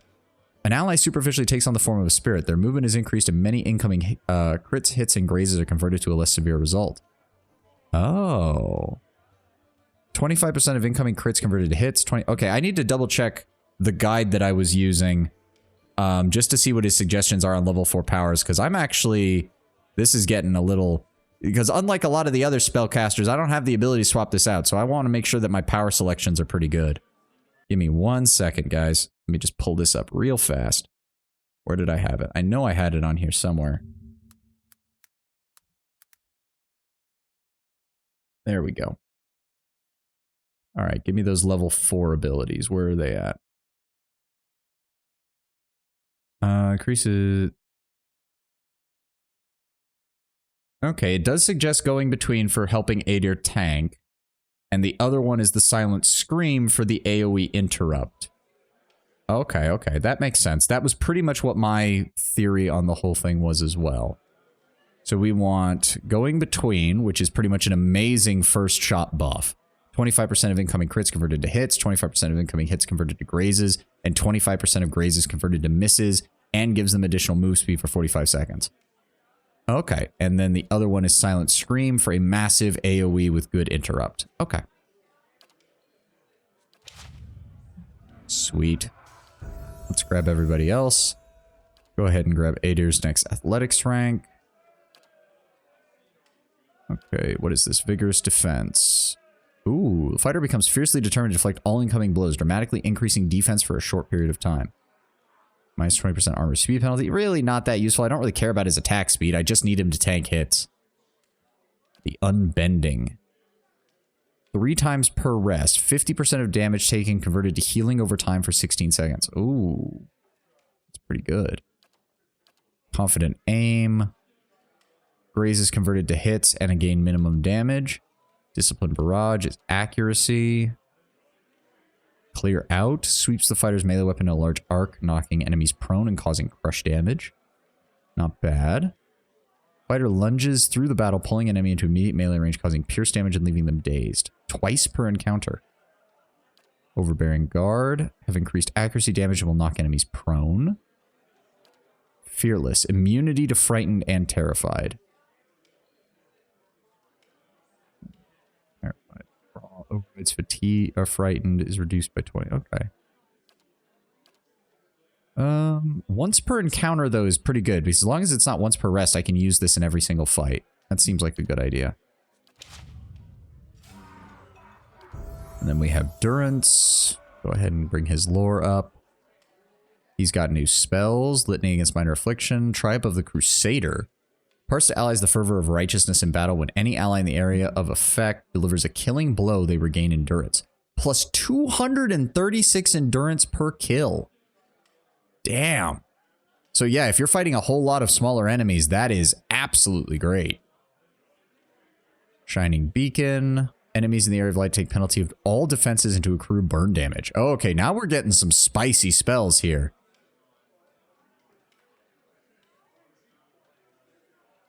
Restore major endurance.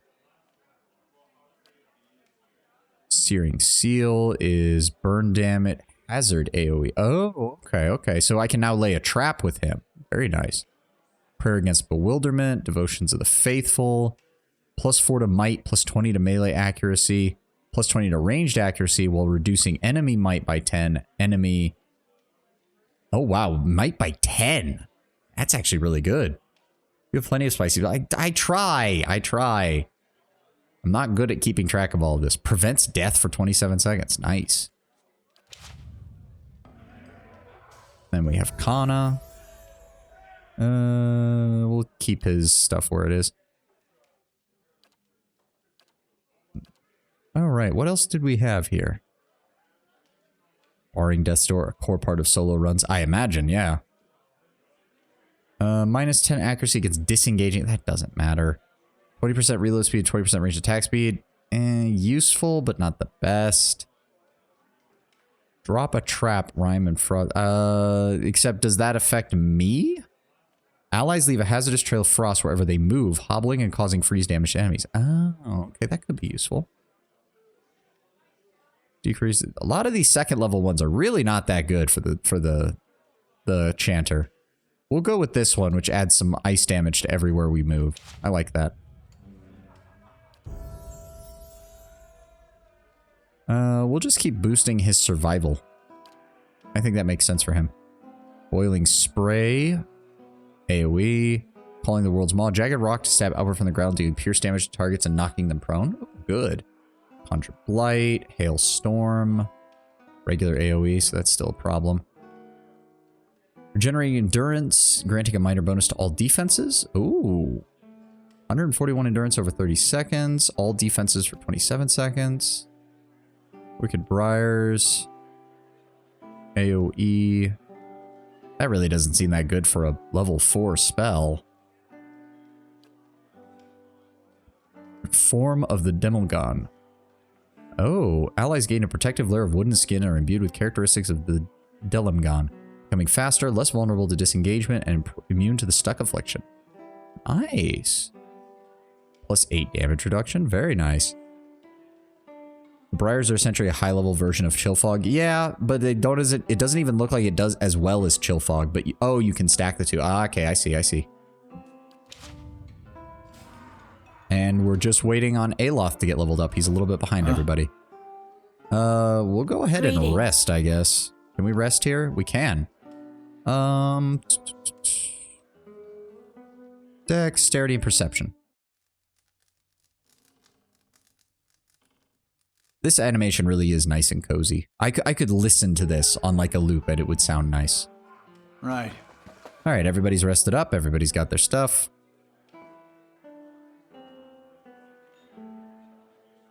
Wait, what? Suppressed. +2. Oh, wait, that's what. Because he already has the... Right, he already has a hat that is a +2. So then who the hell do I give this shit to? I guess the deflection really is wasted on him. Let's go ahead and give him some additional intellect. Yeah, that'll give him better duration. Okay. Chanter area of effect bonus. We want to keep that. Max endurance. I would actually rather have the deflection for him. Oh, that means he doesn't have anything now. Soul whip bonus, max endurance bonus, will, reflex and healing bonus. Yeah, I guess we'll go back to putting that on Aloth. There we go. There's a deflection ring already. What? Yeah, he's got a ring of protection. He's got a cape of deflect. Oh, you're right. Shit. How did I not see that? Actually, yeah. Fuck. That'll probably be better. We're just gonna put that in there then. Okay. Let's just start dropping this off then. Don't need this in our inventory. Oh, right. I forgot we picked that up.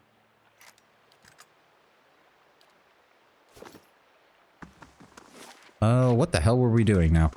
I think we're done in Andra's Gift. We've been everywhere. We've done everything. We need to do the quest for this guy, so that means we need to head to the Copper Lane. Right? Let me see here. Deliver the package to Gareth in Copper Lane with the Goose and Fox. Okay. Did you talk to the lady who was asking for soldiers? There was one on the dock. Wait, what? Was there?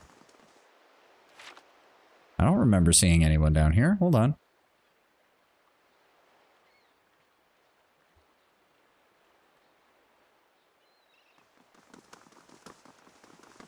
Valiant Soldier, Cartugo, Valiant Soldier. Wait, this guy? Gods keep you. Oh, wait, what? I didn't even realize this person had a name. An old man paces the docks and looks out over the water. He's fussing over something large and round, which he constantly shifts from one hand to the other. You're not certain whether his wide-eyed, gape-mouthed expression masks surprise or fear. Not this one, but... Oh, okay, there's more. It seems he isn't either. You don't look like a guard. He examines you and your equipment more closely. Would you be interested in making some coppers? Would you? He shows you the object in his hand. It's a huge round opal with Ingwithan runes carved into it and glistens with his sweat. You see that ship down over there? I've been looking for someone to help me recover some missing cargo. Oh, is this about the... This is about the scepter parts we just found. What can you tell me about this missing cargo? He licks his lip. We started in cold morn and are making our way down the river, loading and unloading as we went. You know, business as usual. And what happened?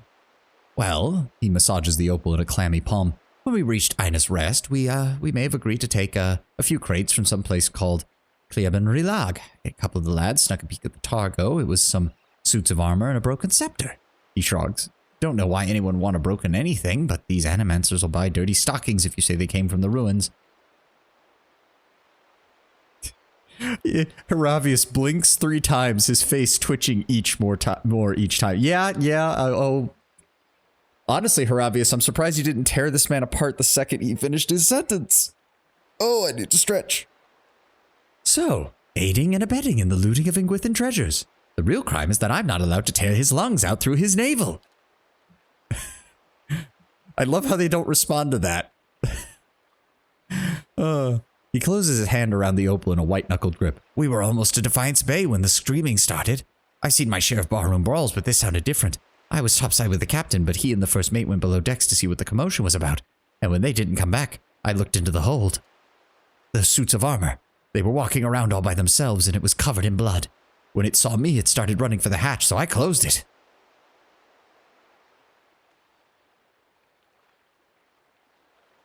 Oh, dear.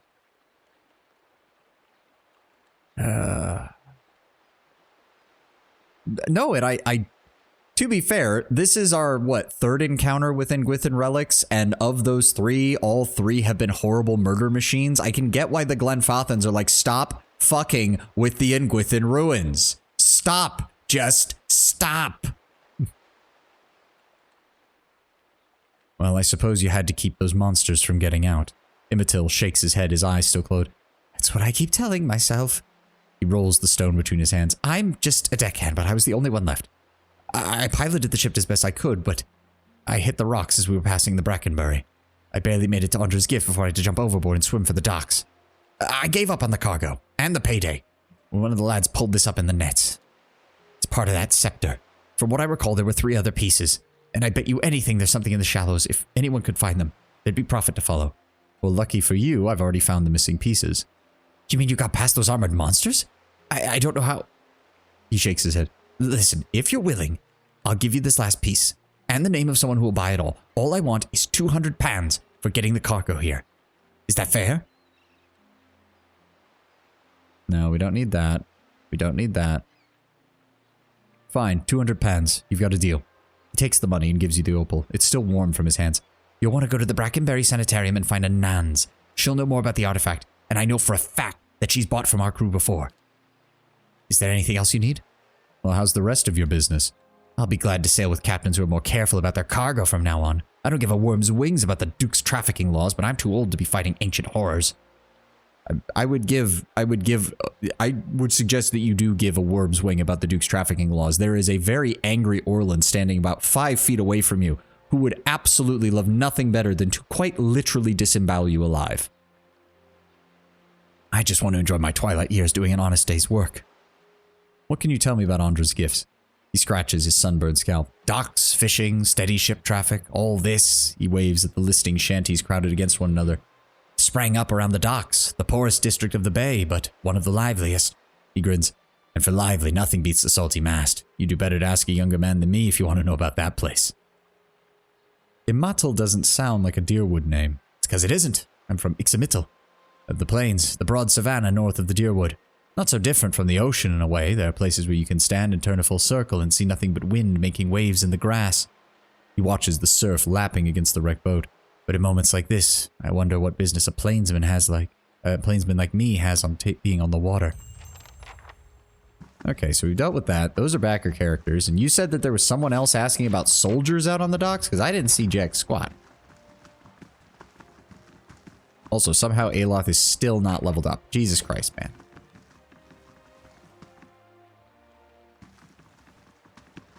She was here earlier? Okay. Hopefully it's not a time of day thing, because...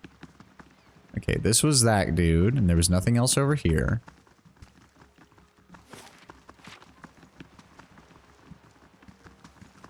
That's the road to the lighthouse, which had the screaming sound effect play. Yep, we can't get in there.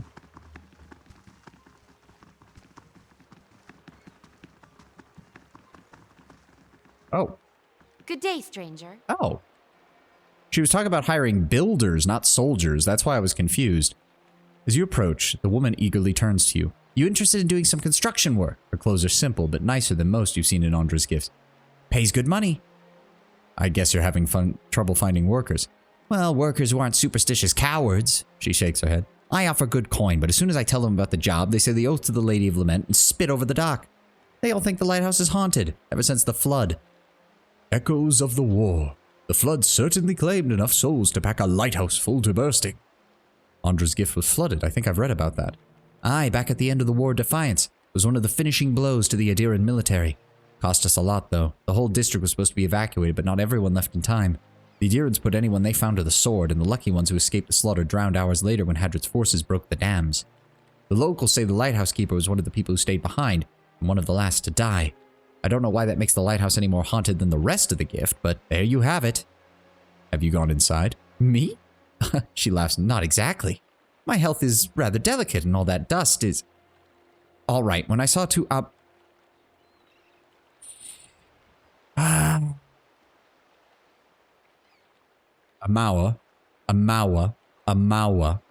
Two Amawa deckhands running as fast as they could down the pier. I lost my nerve too. I could take a look for you. Good. Someone could put an end to all this foolishness. She rummages in her pocket. Pulls out a skeleton key as she hands it to you. She hesitates. Just be careful. I don't believe the ghost stories, but it's still an old building. Watch your step. I do have some more questions. Do you know what's in the lighthouse? If only. It's been uninhabited since they flooded the gift. And what are you building? Well, an inn. Allegedly. She brushes a single loose strand of her bun over her ear.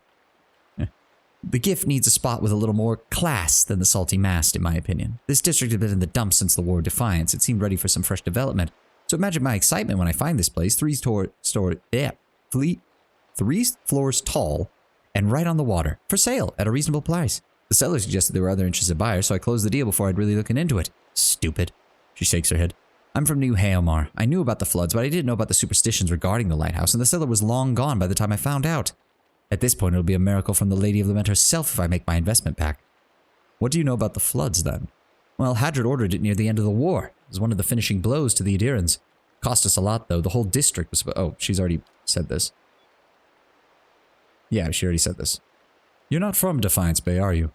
What gave it away? The accent or the fact that I was the dupe who paid good coin for a place that's supposed to be haunted? I'm from New Haomar, northern coast. Smaller than Defiance Bay, so I came here hoping for fresh opportunities and a chance to do a little good.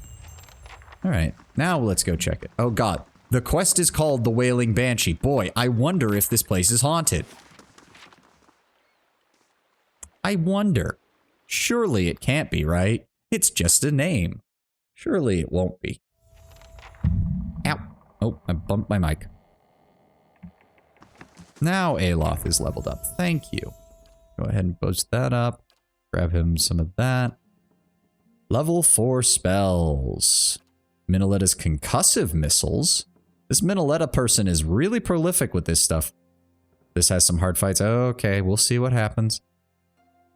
Causes a shockwave of crushing damage to foes close to the impact. Okay, so AoE with magic missiles. Sounds good. Arcane Reflection. Minor spell reflection for 84 seconds. Causing hostile targeted spells of up to 3rd level to be reflected back at their casters. That sounds really fucking useful. Yeah. All the other archmages coming up with weird and esoteric magic, and Minoleta's just like, I want a gun, but in magic form. How do? I know. I'll make missiles in magic. Wall of Flame. So you're suggesting Wall of Flame, obviously. There's an archmage that specializes in tentacle magic. Oh, Jesus Christ. Generates a fearsome vertical sheet of flame, inflicting burn damage on anyone moving through it. 20-meter wall. That doesn't seem to do much damage, though, but I guess it stays up for a while and they keep... Oh, you were mentioning the tentacles. Summons a trio of powerful tentacles that cannot move but can inflict crush and corrode damage and the stuck affliction on anyone they hit. Okay, I mean, does sound useful. The Pull of Aora. The wizard summons a black sphere that draws all nearby enemies toward it with each time it pulses. Area of effect. Duration. Interrupt. Pull. Interesting. I imagine that would be amazing for triggering repeated disengagement attacks. Because it would force the enemy away from you and thus allow you to then... they would automatically trigger the disengagement attack.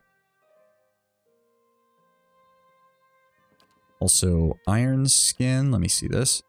Plus 8 damage reduction until hit or critically hit. Okay. Doesn't seem quite that good. Flame Shield gives damage reduction against freeze, and anybody who hits you takes burn damage, but it's only against the caster, so really only meant for melee wizards. Creates a ghostly double of the caster, causing shock damage to enemies hit by it. That sounds pretty decent.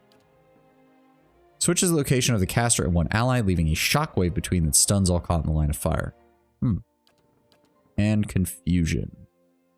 Affects the enemy lines of the enemies with delirium, confusing them. Okay. We're gonna start off with... What is that? How did I miss that one? Gives the caster access to up to 3 free 3rd or lower spells from the target's spell list. The wizard can subsequently cast those spells an unlimited number of times for the duration. I'm sorry? So you trade a 4th level spell slot for third level spell slots. That sounds honestly really good. Like, exceptionally good. Oh, random spells of the enemy. Oh. Gives the caster access to up to 3 free third or lower level spells from the target's spell list. Ah. Never mind then. Shame. I was really thinking that that was going to be... Well, I want the concussive missiles because these tend to be like pretty damn useful, all things considered. And then we'll take the tentacles because having summoning and having them have the ability to conflict stuck is a good use. It's fun but gimmicky. Yeah, I could see how... I could see how it'd be very useful on a second playthrough when you know what spells the enemy is going to be using in an area, or if you look it up beforehand. I could see it being the perfect case of like, if you know what you're going up against, it could potentially be game breaking because you'll get access to 3 free spells in an encounter. But otherwise it's, yeah, gimmicky at best. Yes? And I'm assuming, okay, he gets, okay, he's got a decent number of spells.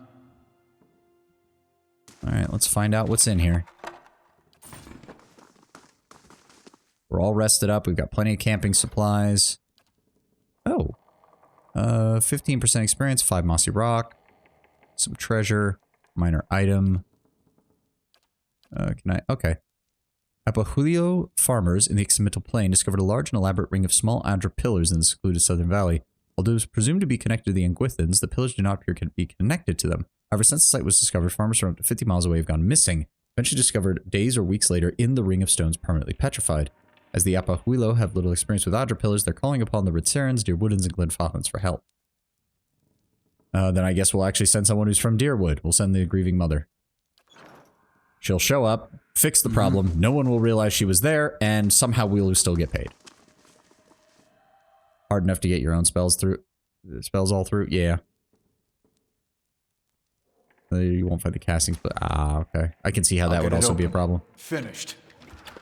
And hooded turban. Oh, okay. Oh. Oh, fuck you, game. Shit. Okay, well, there's only one on that side, so we'll have him deal with that. Move you 3 down here. Get Adir back on this side. There we go. Alright, we'll go over here. Adir, stick over... Are they about to fire off from range? Oh no, they're teleporting. Oh no, there's twice as many. Okay, Middletta's bounding missiles hit everything. Give me a... I'm not going to be able to move out of here. Okay, hold on. Give me that. Cast it on him. Knock him back. And I'm already almost dead. That's great. Thanks for that, game. Love it. Go ahead and give me endurance. Thank you. Oh my god, how many of these enemies are there? Yes? Alright, we're not playing around here. More bounding missiles hit everything.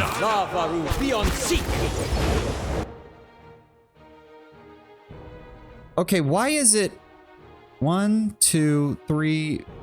Why is it when the enemy casts bounding missiles, it hit me like 17 times, but when I cast it, it only hits them 4 times? Okay, we need to cast up this, gather some endurance. Thank you. Why did that drew them off? God damn it. Frightening and sickening? I don't think these are sick and stuff. Wait, they can be frightened and sick. No, they can't be sickened, but they could be frightened. That's not going to be as good then. Let's try to go for that.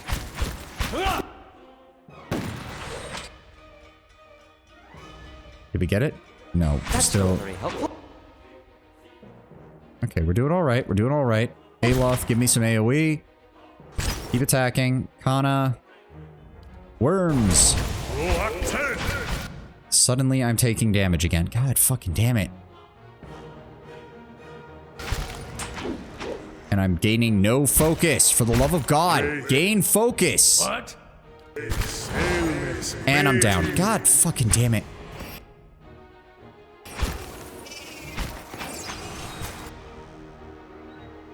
Switch to combat form. Aloth, give me another AoE.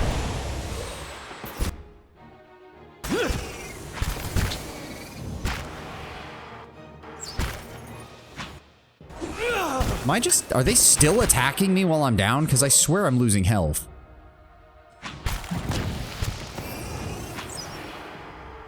Ay vey.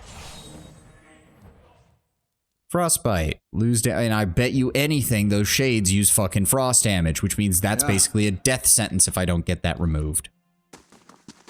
Camping is not allowed in this area. Well, I guess we're leaving.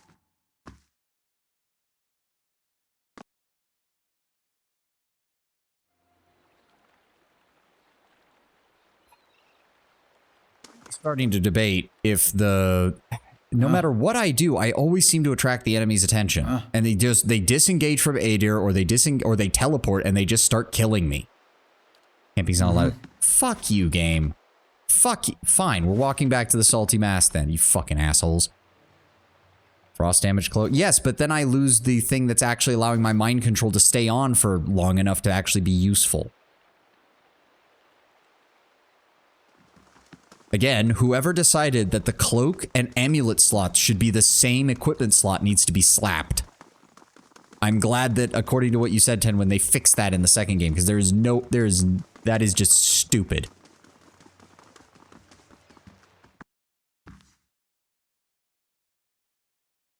Lowest frost defense, so it can be manipulated. Hail, traveler. No, not you. I need to talk to you. Hello. Thank you.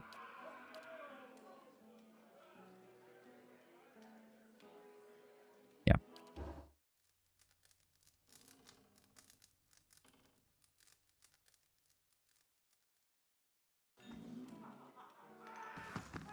Messenger from Defiance Bay has arrived in Caed Nua. I'm in Defiance Bay. Why didn't they just come to me? Yeah, Aloth has that elemental defense bolt. I figured I was too stupid and impatient to learn magic. Yeah, it's How caster about you, only. Aloth? When you were a kid, did you dream that you'd live a life of arcane practice? It was never my decision, but I've come to appreciate that it was made. Sounds like there's a lot to unpack there, Aloth.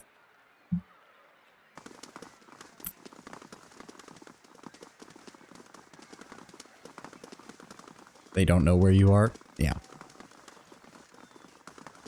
No, it's just one of those... This is exactly the issues I had when I first played the game, which is... You give me these mechanics that allow Ader to tank, then you give a whole bunch of enemies mechanics to just bypass all ability to tank and just attack your backline. It's like, if that's the case, what's even the point? Oh, that's right, because when there aren't enemies that can bypass it, tanking is great. It's just that so many enemies can just bypass it. I mean, you're probably not wrong, Sint. In high level, usually when people do like the higher difficulties on games like this, the only conclusion is tanking is irrelevant. Kill the enemy before they kill you. Like, that is literally the only thing you should be focusing on. Like, I've seen the min-max builds for things like Pathfinder, Wrath of the Righteous, and Rogue Trader. They don't even bother with trying to up their endurance. The entire point is you roll high on initiative, you get the first turn, you kill everything before they even get a chance to act, because that is the easiest way to survive.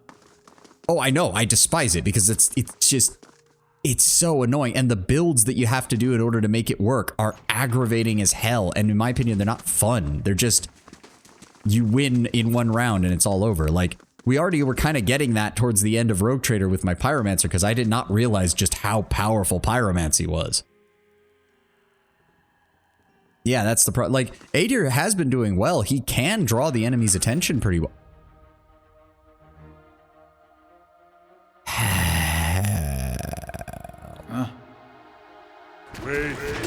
This is what I get for talking to chat while this was happening. See, I also don't like that these are per rest, because it makes me not want to use them. Go ahead and grab him, shoot him.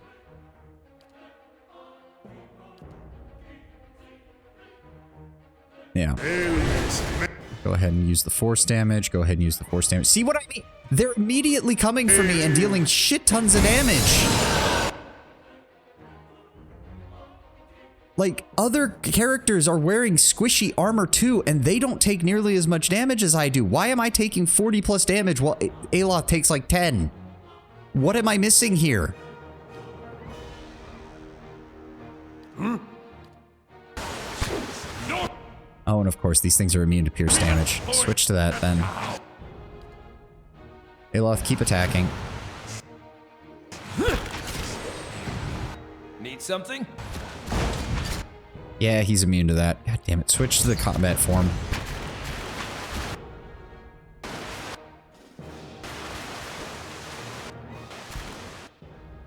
There we go. This isn't working.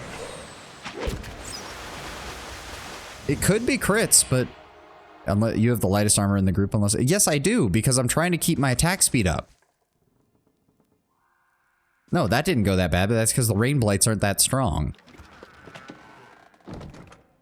Woods of these barrels and crates is stolen and warped as if by water. Burlap sacks have all but rotted away. I shall be quiet as a calm sea. Nope, nothing there. Alright, so that's the first floor cleared.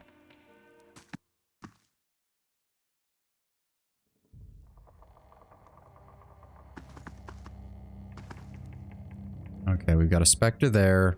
Oh, they're all... Okay, which means they're going to teleport, which means there's no point in putting Ader up front because he's just going to cause them to teleport faster. Let's get them a bit closer. We're going to use our high-level control spell on the Spectre, which we can use, right? Disease, grounded, hobble... Yes, okay. How may I help? Aloth, we've got some time here. Go ahead and give me a fireball right there. Thank you. Kana, keep shooting.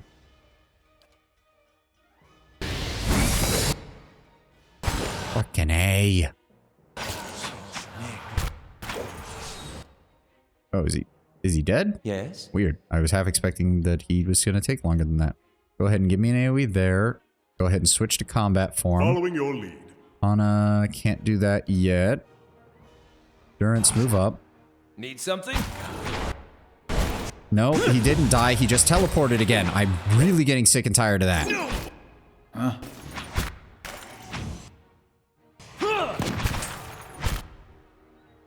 God. Okay, Aloth, move this way. Durance, move this way. Aloth, just keep attacking. It's fine. Get around them. Attack. There we go. Go ahead and sap some life from them. Go ahead and give me the AoE. Come on. There we go. Can we please hit him? Thank you. And we all took damage from that because of explosive death. Damn it.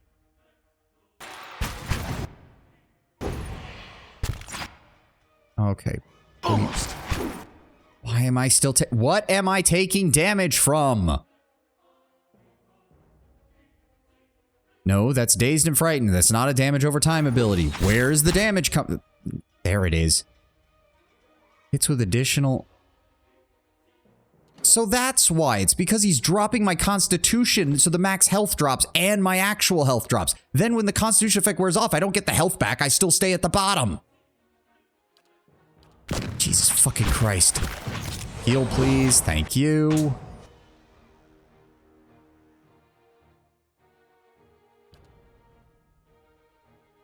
Can we? Yes, we can. Go ahead and grab him. There we go. Force them to attack each other. Oh my god. Still get hit by that. Alright, reform. There we go. There we go. Get him before he kills Aloth. Alright, there we go. That was better.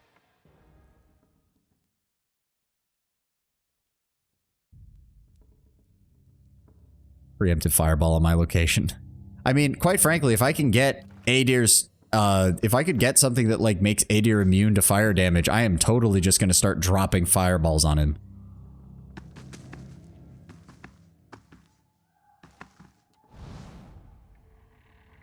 It's not even the worst. I mean, if you've played D&D, it's not even the worst strategy, which is make sure the party's immune to fire and then proceed to firebomb the entire area. It's not even a bad plan. Yellowed fading maps of the base around Alder's Gifts show routes through the locks between the dikes that hold the ocean back. Carved in the post is the name Merwith with a series of notches labeled with numbers. The lowest notch reads 4 and the highest notch reads 17. Alright, give me that. Nothing here. Selected correspondence, we've seen that. Evacuation notice. The notice is stiff with age and salt. Adherent reinforcements advancing. Immediate evacuation of Wanderer's Gift by order of Duke Hadrid. Interesting. And the Lighthouse Tower Key. Okay. The regen is nice, but the increased defense is the best option. That's true.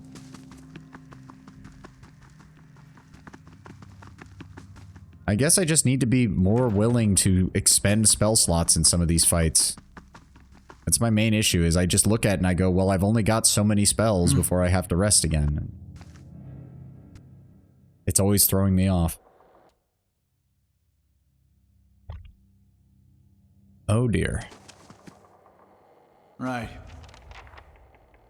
Shrieking sobs pierce your ears and rattle the musty rafters of the lighthouse.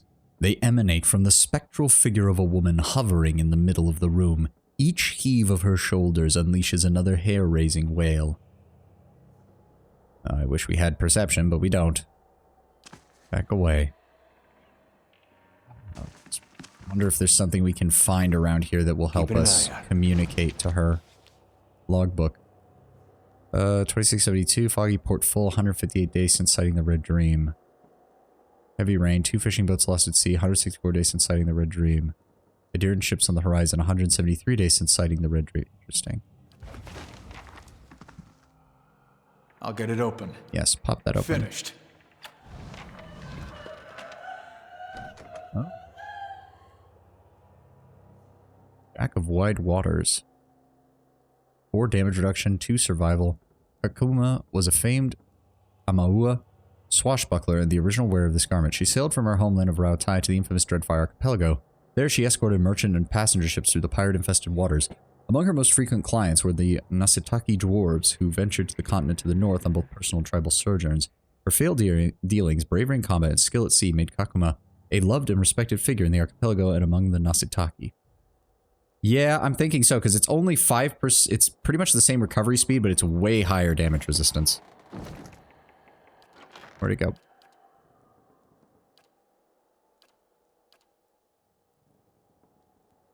Yeah, I lose 5% recovery speed, but I've almost doubled my damage resistance. That's a good idea.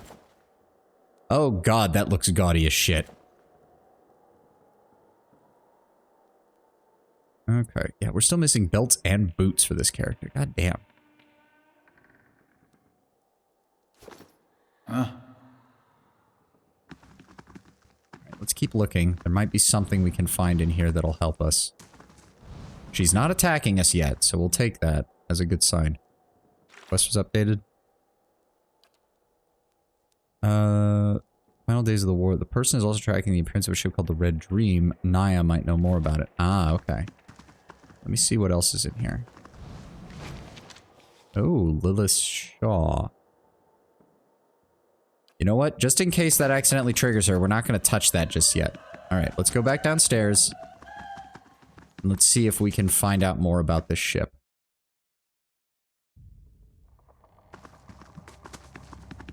We've got about 30 minutes. Let's see if we can wrap up the stuff, the rest of the quest from Andra's Gift.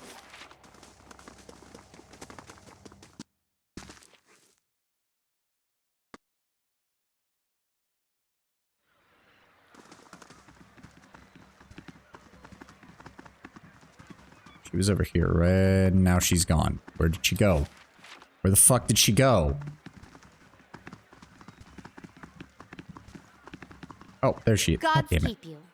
Have you heard of a ship called the Red Dream? Who hasn't? The ship's been running raids for decades now. Used to stop in New Heomar laden with spoils from the Rautai traders. These days I hear she spends most of her time prowling the Dreadfire Archipelago. Naya points to a ship anchored to the distance. That's her, right over there. When she's at port, her captain, an elf named Merwith, takes her shore leave over at the Charred Barrel in Brackenbury. Believe it or not, she likes her creature comforts.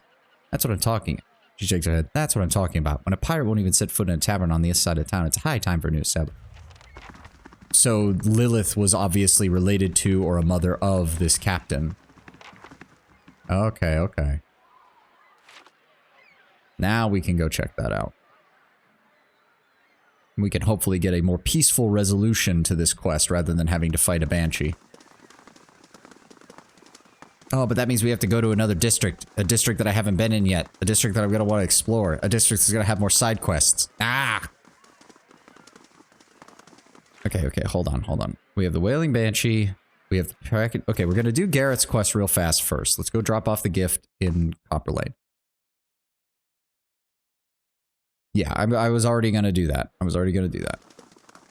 Go in, do the thing, get out. But I can't! What about side quests? Sant, what about the side quest? Oh, what the fuck? You asked me for one and I said no. Not until you're older, more responsible. Do you remember this conversation? Godry's eyes are fixed on the ground for him. Yes, sir. And yet I find you here playing with a blade that clearly belongs to the knights. Do you see the problem? I didn't steal it. I traded for it. Ask him. Is what my son says true?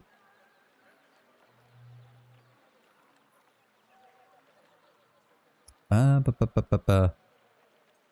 we'll be diplomatic. Your son has expressed interest in being a Crucible Knight, and he seems a good kid. I thought it was a good way to get him started in an honorable profession without pissing anybody off. He stares at you a moment, then shakes his head. I don't approve of my boy having a weapon, but I suppose I should be glad he's no thief. He can keep the blade, but I'll be holding on to it until you're a squire with the knights.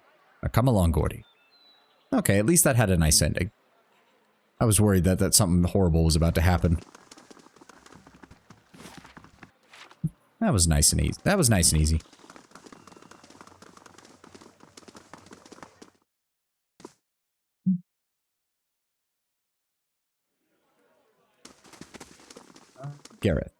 Gareth, there you are. A man skulks near the bar. He seems like he's trying to blend in with the wooden paneling, and he watches the other patrons out of the corner of his eye. He gives you a quick nod as you approach. Verzano has a delivery for you. He glances around and snatches the pouch. Keep your voice down, will you? The Dominoes have spies everywhere. He tucks the pouch away. You tell Verzano this is the last time I'm buying from him. This is getting too fucking dangerous for me. What do the Dominoes have to do with this? You have no idea. Let's just say the Dominoes have exclusive rights to certain merchandise in this city. Verzano likes to make some extra coin from time to time by dealing in that same merchandise, undercutting the competition. What was in that pouch? Bitter squash seeds. They interrupt pregnancies. Even though they're not exactly legal, many folk nowadays prefer them to the risk of hollowborn or celibacy. Pulls a wry frown. I haven't heard much about the Dominoes. A bit about their history with the Adirans. The more important thing is making sure they don't hear about you. They're old Brackenbury stock, but these days the Dominoes are known for their other business activities, most of which involve some degree of bribery, extortion, theft, or murder. Alright. Are we done here? Yeah, we're done. Get out of here before... Well. A woman swaggers in, her polished boots thwacking the floor with slow, deliberate steps, a crooked sneer wrapping over her smooth face. Gareth, I'm so hurt. You promised to buy only from me. What's a girl to think? Gareth bows, his knees knocking together. Please, I was just explaining that I don't do business with anyone except this one last time, right? Donna crosses her arms and rocks back on her heels. There's always one more deal until you run out of credit, that is. Donna turns and regards you, looking up and down. And just who the hell are you? You don't exactly look like a seed dealer. Aloth glances at Gareth. You know, I think that's meant to be a compliment. Ooh. House Dominal slight positive. Interesting. So they actually respond well to this. Well, maybe the house as a whole responds well. Something tells me this lady in particular will not. Just someone making a delivery. Oh, Verzano put you up to this, didn't he? Old fool's on a sinking ship, and he's determined to drag anyone who gets close enough down with him. She eyes the trembling Gareth. Gareth here knew better, but you? I'll give you the benefit of the doubt. In fact, I'll give you a chance to get even with the imbecile who's been playing us both. She narrows his eyes. What do you say about killing Verzano? Why don't you tell me a little bit about these dominoes so I know who I'm working for? I don't know whether to be relieved or insulted. We're one of the wealthiest merchant families in the Bay. Let's just say, however, that some of our business practices are no longer officially sanctioned. Gareth groans and stifles a sob. And why exactly would I want to do that? Why wouldn't you? He He used you to do his dirty work without telling you anything about what you were carrying or who you were crossing. She taps a finger to her jaw and her voice slows. Of course, I'd also consider it a personal favor. And House Dominal is never stingy with its friends. She glances at Gareth. The loyal ones, anyway. I think I'll decide his fate when I talk to him again. Well, you better make your mind up quickly, because we're going to pay him his dues one way or another. But if you do go down there, just make sure you stay out of our way.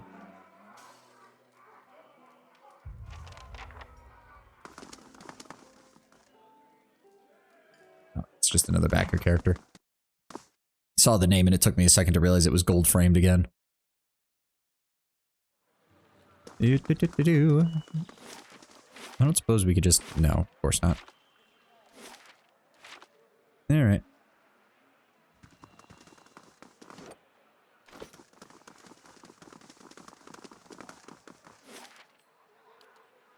Head on down. Let's go talk to the trader and figure out what the fuck's going on here. Go.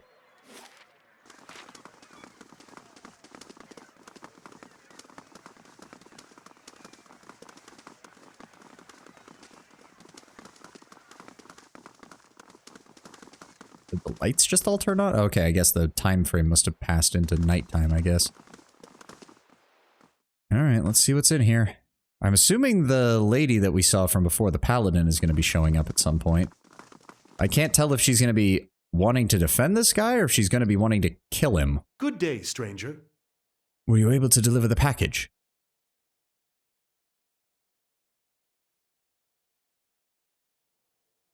You told me the Dominoes were after you. You could have saved us both a lot of trouble.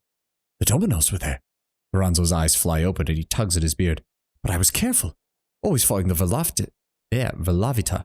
They couldn't have known. Hey, there's the paladin.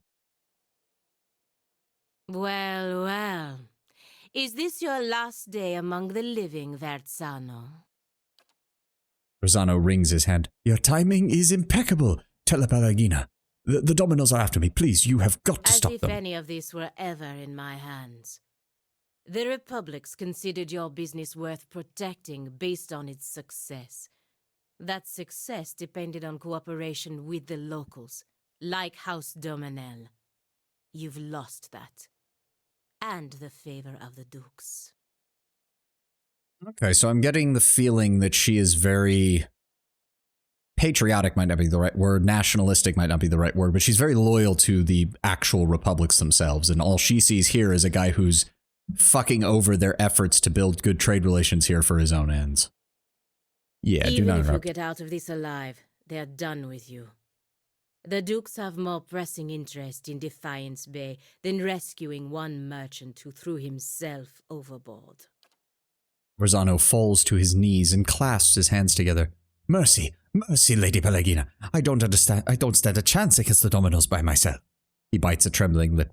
I have brought failure and shame upon myself, but you can't mean to watch your countrymen die like a dog. Verzano, Verzano. Why are you wasting your precious breath on me? My orders come through the ambassador, and through the ambassador from people you should be honored ever gave a moment's thought to whether you live or die.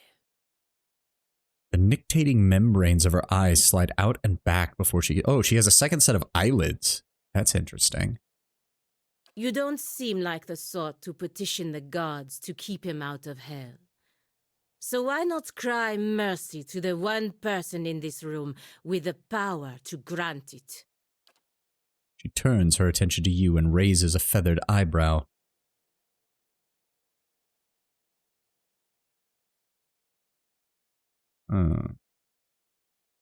See, this is interesting. I'm not sure.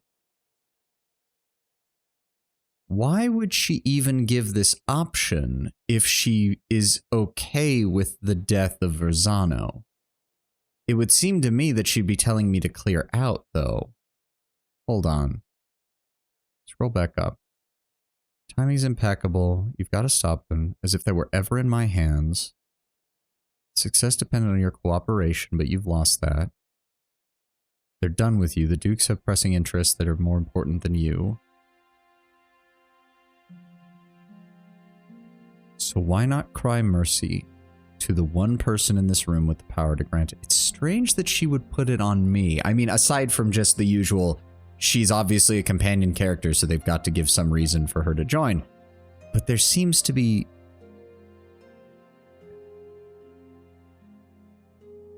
Obviously, if I do that here, do this now, his guards will attack me. Like, that's obvious.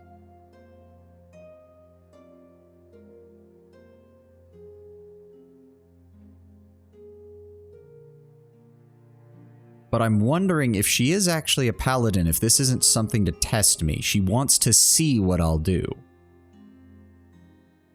But I could be wrong. She turns her attention, she raises a feathered eyebrow expectantly. So this is turning on him. This is basically saying, pay me and I'm getting the hell out. And this is, I intend to protect Verzano from the Dominos. The thing is, though, Verzano, like...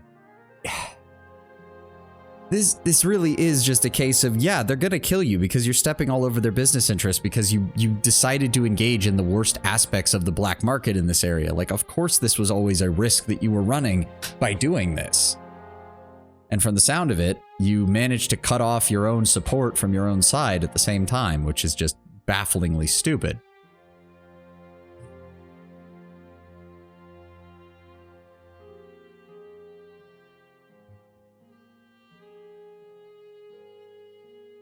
I'm just not... I feel like she's double... I feel like there's more to what she's saying.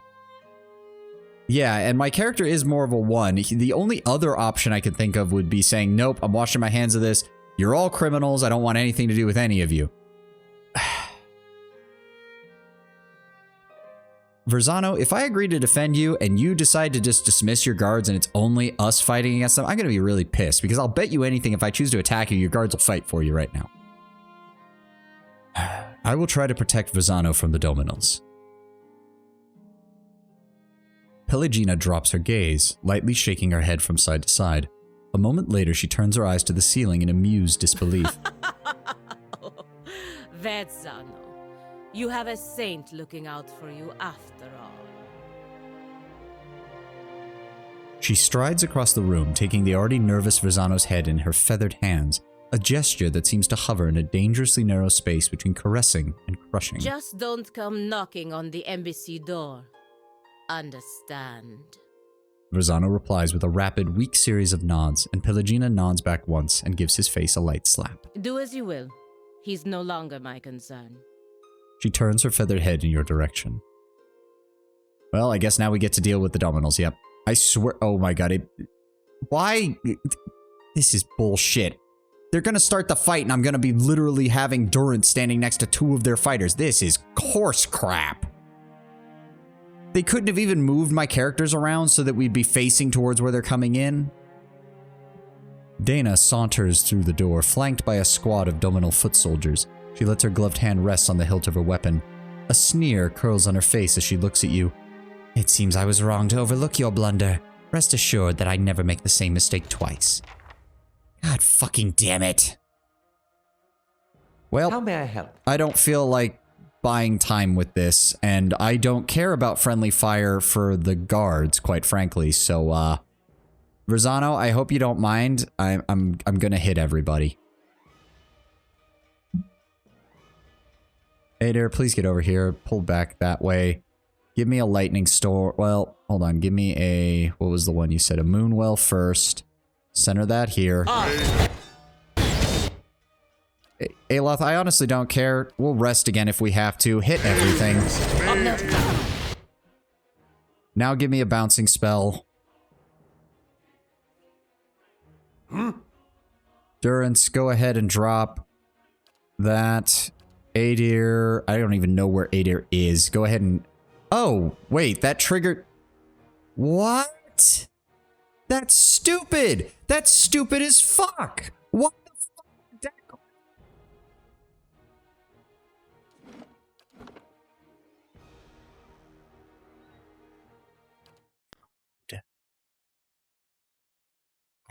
I will reload this because that was stupid as fuck.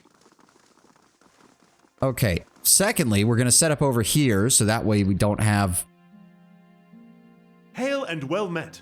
blah, blah, blah, rational choice, blah, blah, blah.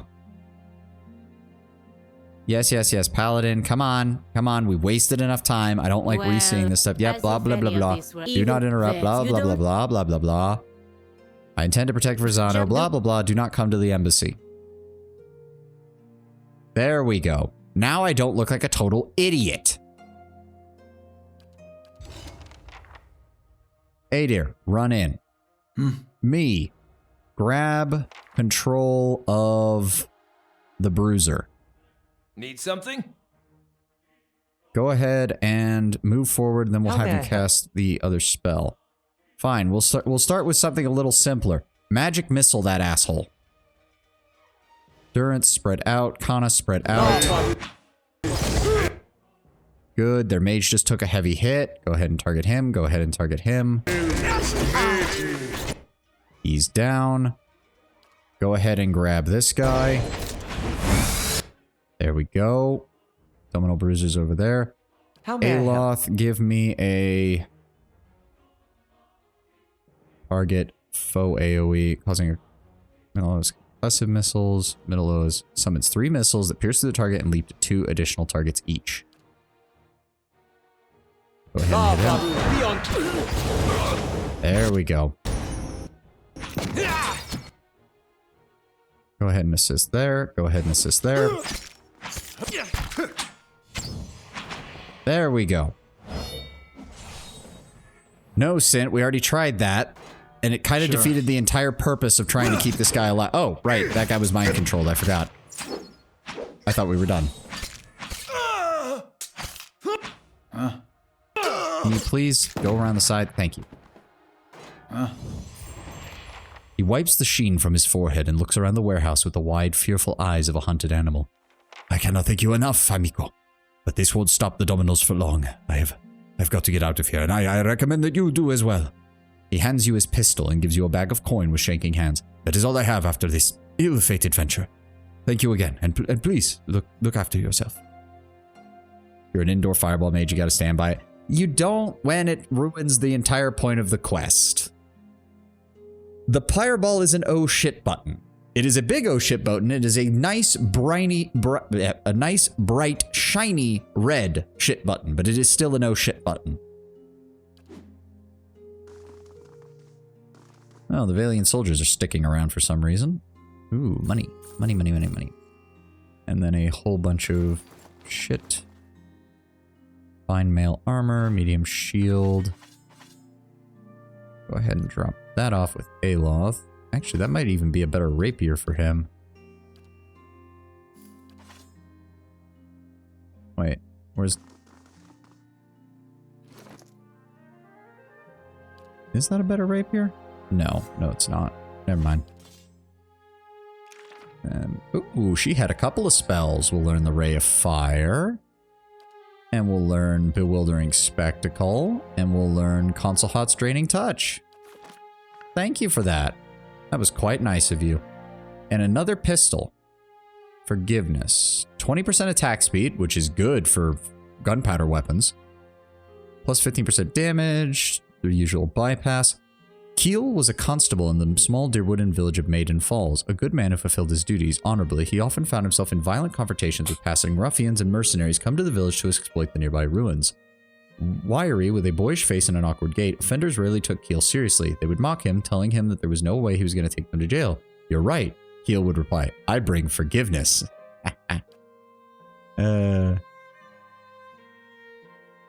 Rosano appears in the sequel as a minor side character. Cool. Do be careful with stuff like that, Tenwin, because I get he's a minor character, it's just an Easter egg, but I don't want too much as far as like, I don't want anything that gets spoiled for the second one either. We are going to get to it eventually, so nothing major there. Nothing major, please. I don't think there's anything else in here. Yeah, we got all the experience. We got all that done. Yep.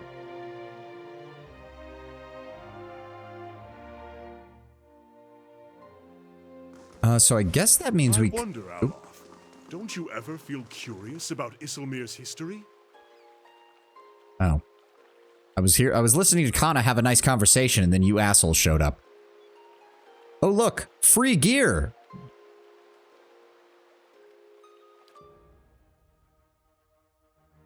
All right. Oh, good. They're on a bridge. Now we can actually fight them. Adair, please block them. Aloth, please drop fire on their ass. I don't even care that we're using spell slots. Burn them all. Now we're going to drop secret horrors on top of their asses. Then we're going to have Durance drop a hammer on their heads.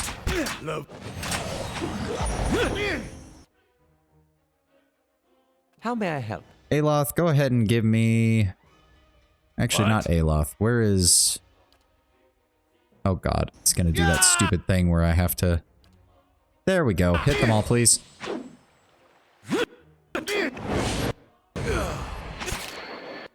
How may I help? Aloth, oh god, why is he on that? No, no, use the rod. Let's go.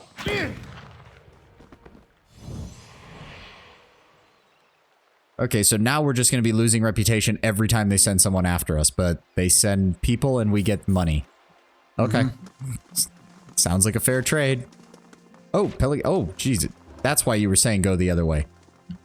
Oh, form construction is complete. Oh, okay. Discovered a grisly sight upon arriving. The outer circle. Over 50 logos become permanently petrified amongst the stones. Took a full day's investigation, but the grieving one learned that the abductions all happened specific times of night and in a pattern for miles around the stones. With the assistance of an Apohuilo mathematician and philosopher, the grieving mother was able to expose the killer, an extremely powerful Adragon that had been protecting the Adra Circle for centuries. When Kith discovered the secret place, she began systematically stalking and petrifying anyone who lived within walking distance of the site. The grieving mother led a protracted battle against the creature with the help of the locals. Some experience, some money, and one minor item, a mossy rock.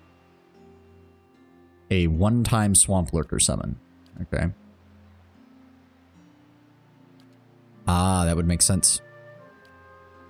Okay, what else do we need? We need more security, obviously. Warden's Lodge? Offering high-level bounties. The Hedge Maze is pure defense. 2 days, 2 days. Yeah, we'll go with the Warden's Lodge. Give us some prestige and some security.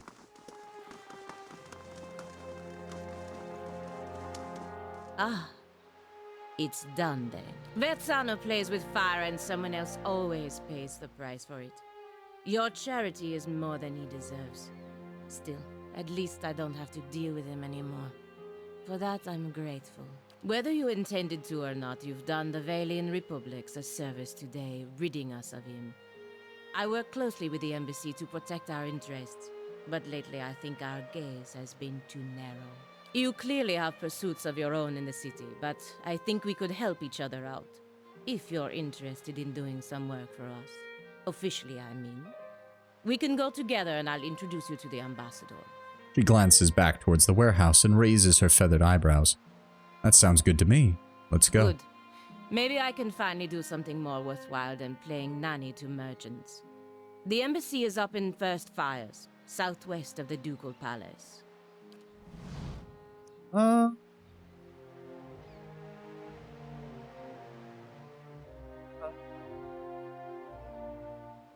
Thing is, we're getting a lot of value out of their spellcasting. Like, a lot of value. Kana, really? Yeah, you're kind of right. His summons are useful in some fights, and in others I just... Yeah, it's just another thing to remember. Safe travels. We'll bring you back later, Kana. Besides, now we actually have another frontliner. Thank God.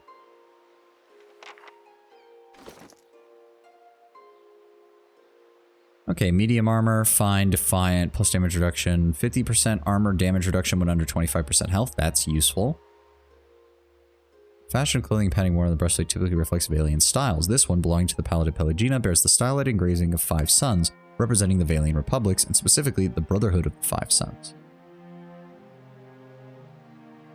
Yeah, I wasn't gonna say it just yet, but yeah, I'm digging the monster girl kind of look that they're going for with the avian godlike.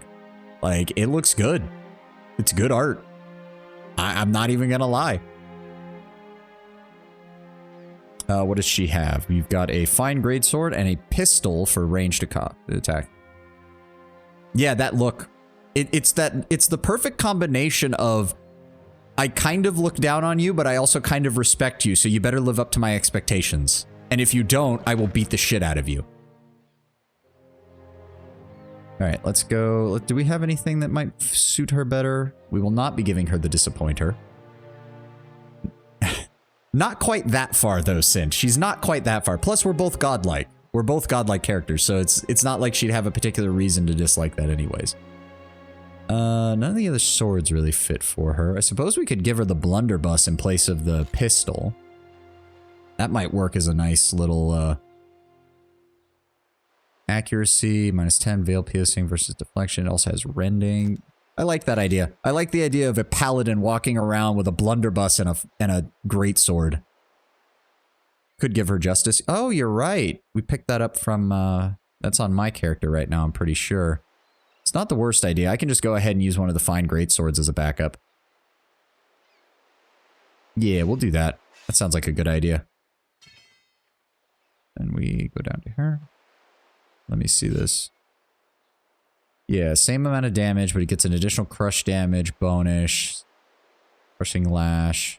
Yeah, that sounds like a good idea. There we go. There's also a small paladin shield in the first town's trade if you want more of the buffing. Small paladin shield in the first town. Back in Gilded Vale, you mean? In the blacksmith shop, I'm assuming you're talking about, Sint? To be fair, though, she's using two-handed weapons for the most part, so the main thing with her, though, is keeping the heavy armor. Is there a heavier armor that we might be able to use for her? The arrow breaker gets more stuff against that. It's a preference thing. Yeah, I get you. Sorry, I'm much more of a DPS paladin, but I like the fact that paladins do have some tanking abilities, even if she's not a direct tank. I just need somebody up there with Adair who can at least somewhat keep up with him. I don't think any of the other armors would be better. Heavy Brigandine would be slightly higher.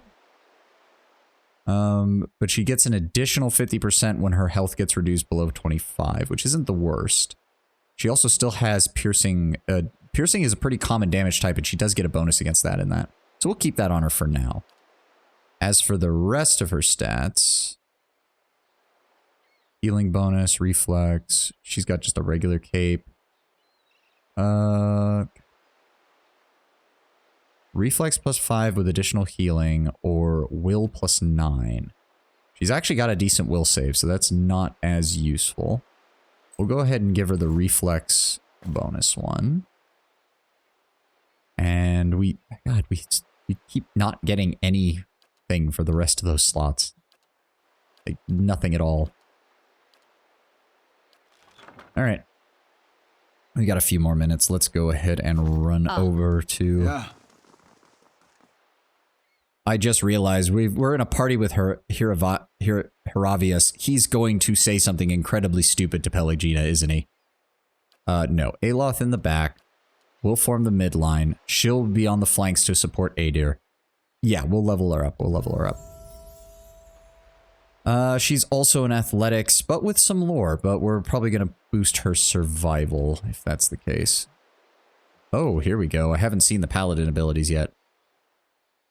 Augments the paladin's flames of devotion, increasing damage. Nice. 2 times per encounter. Modifies faith and conviction for +3 deflection, +3 to all defenses except deflection. Okay. And Velo Vidorio is a battle cry meaning swift victory among the Fremas Mascancsuilias. When the paladin uses flame of devotion, nearby allies gain an attack speed bonus. Okay. Hold on, actually, before we level her up, I didn't even look at what a paladin does. Okay, Flames of Devotion is basically their version of Smite Evil. Calls upon their inner fire, causing the equipped weapon to burst into flames and adding burn damage to their next attack. Okay. Yeah. Deflection against ranged attacks, Faith and Conviction. She gets +4 deflection, +8 to all all other defenses. Okay. Elusive Quarry.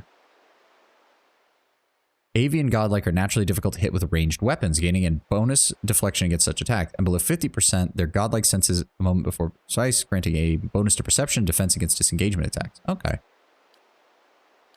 Faith and Conviction, there's that bonus. Yep. Flames of Devotion is the attack version. twice per encounter, and she has second wind as per the athletics. Okay, okay. So yeah, I think we'll definitely boost her athletics, boost her survival. For right now, I want her to keep... We'll add this, because this will make up for the fact that she doesn't have a shield. Then we go to the next rank. Boost that, boost that. Ah, okay, here we go. 2 uses per encounter. That's actually really nice. Covering a substantial amount of endurance with a paladin or ally within range. Paladin's intense and pure convictions instill clarity of purpose in him or her allies, increasing their accuracy and converting a portion of grazes. So this is a 4-meter aura, granting 6 accuracy and 15% conversion to hits. She also gets Zealous Charge, friendly aura with additional move speed and defense when disengaging, and friendly aura of 3 damage reduction and 15% of hits converted to grazes. Okay, okay. Interesting. Seems like Zealous Endurance would probably be the best choice. 3 damage reduction across the board for the entire party, 15% of hits converted to grazes. Yes, I like that. Let's level her athletics again. We're going to grab Intense Flame so that it'll increase... Actually, Flames of Devotion... Hold on. Allied attack speed AoE for 6.9. That's really short. Damage buffs are nice, but when you're in the front line with the tank, yeah. Maybe two-handed weapons? I mean, I think that falls under... What is it? Knight? No, not Knight. Where would it be? Soldier? Yeah, Great Sword. That would be +6 accuracy with that. And with the two-handed style for an additional 15% damage. What else does she have? She doesn't really need those just yet. Those... No, that's just weapon slots and other things. I don't know. I like... Boosting her Flames of Devotion ability would be nice. This is okay, but 6.9 seconds is not very good. She doesn't have the intellect level to really make this last long enough to really be useful as a 20% attack speed bonus.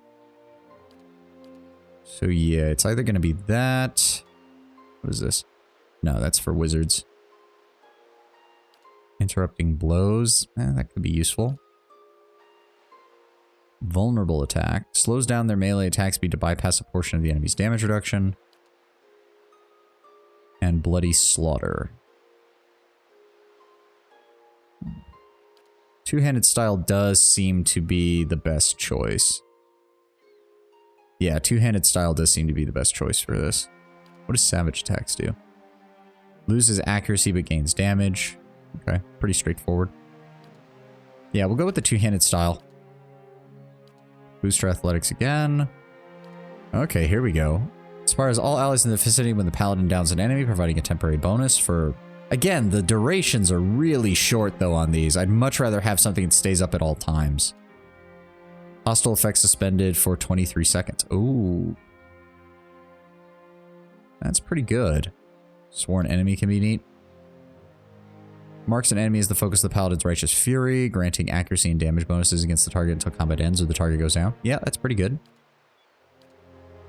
The only other one I could think of is Zealous Focus. Giving the whole party additional accuracy plus a conversion of grazes to hits is pretty solid, but I think Sworn Enemy does work right now.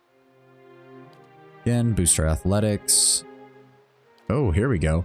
Whenever the paladin uses Sworn Enemy, 5 orbs of flame leap from his or her hand and fly towards the target. Ah, that's nice. Oh, you can only have one. Oh, okay. I thought they were augmenting each other, like combining together. Okay, okay. I see, I see. Yeah, we'll grab that. That gives her some range damage. Give her another rank in athletics. Aegis of Loyalty. Additionally, the paladin's attacking against 6 players do minimal damage and always end the effect. That's pretty useful. Oh, commands an unconscious ally to get back up, giving a large but temporary spike to endurance.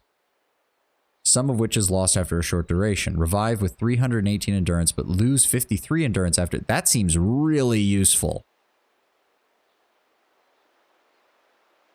Coordinated attacks also sounds really useful. That debuffs the enemy.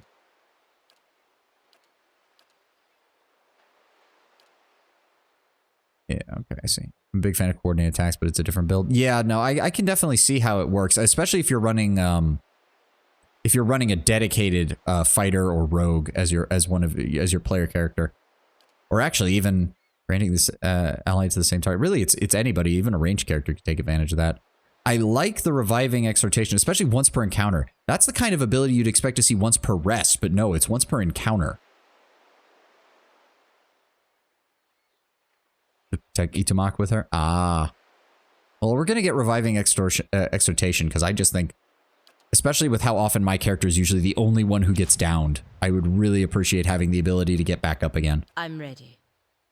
Ah, I see. Sworn enemy, reviving exhortation, turn on zealous endurance. There we go. Everybody gets a bonus from that.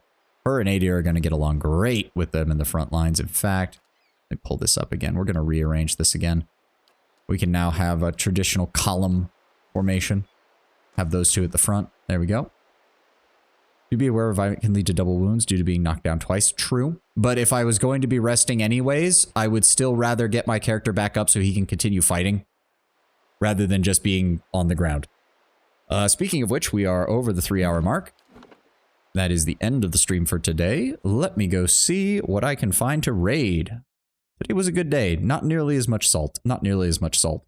And we've got an extra long stream on Sunday as per usual, so we'll be able to get through plenty of the game. Let me see if there's anybody we want to raid right now, shall we? Twitch, you better be working on... There we go. There we go. Let me see if we can raid. There's a couple people playing Pillars of Eternity. A couple of other people are up and about.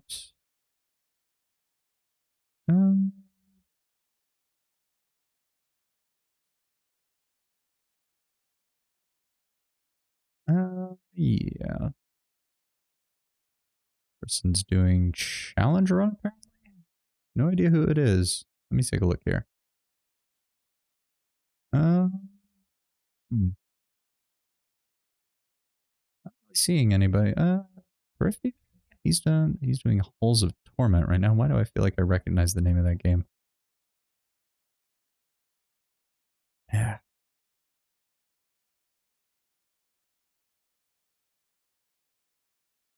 Okay, maybe not today. I'm not really seeing anybody on here that I want to raid into. All right, I'm just going to end the stream then. I hope you all have a good day. I hope you all have a great weekend. I'm looking forward to Sunday's stream. I am indeed, Tenwin. I am indeed. But yeah, that'll be it. I hope you guys, as I said, I hope you all have a great day and a great weekend. I'll see you on Sunday. Have a good one. Bye.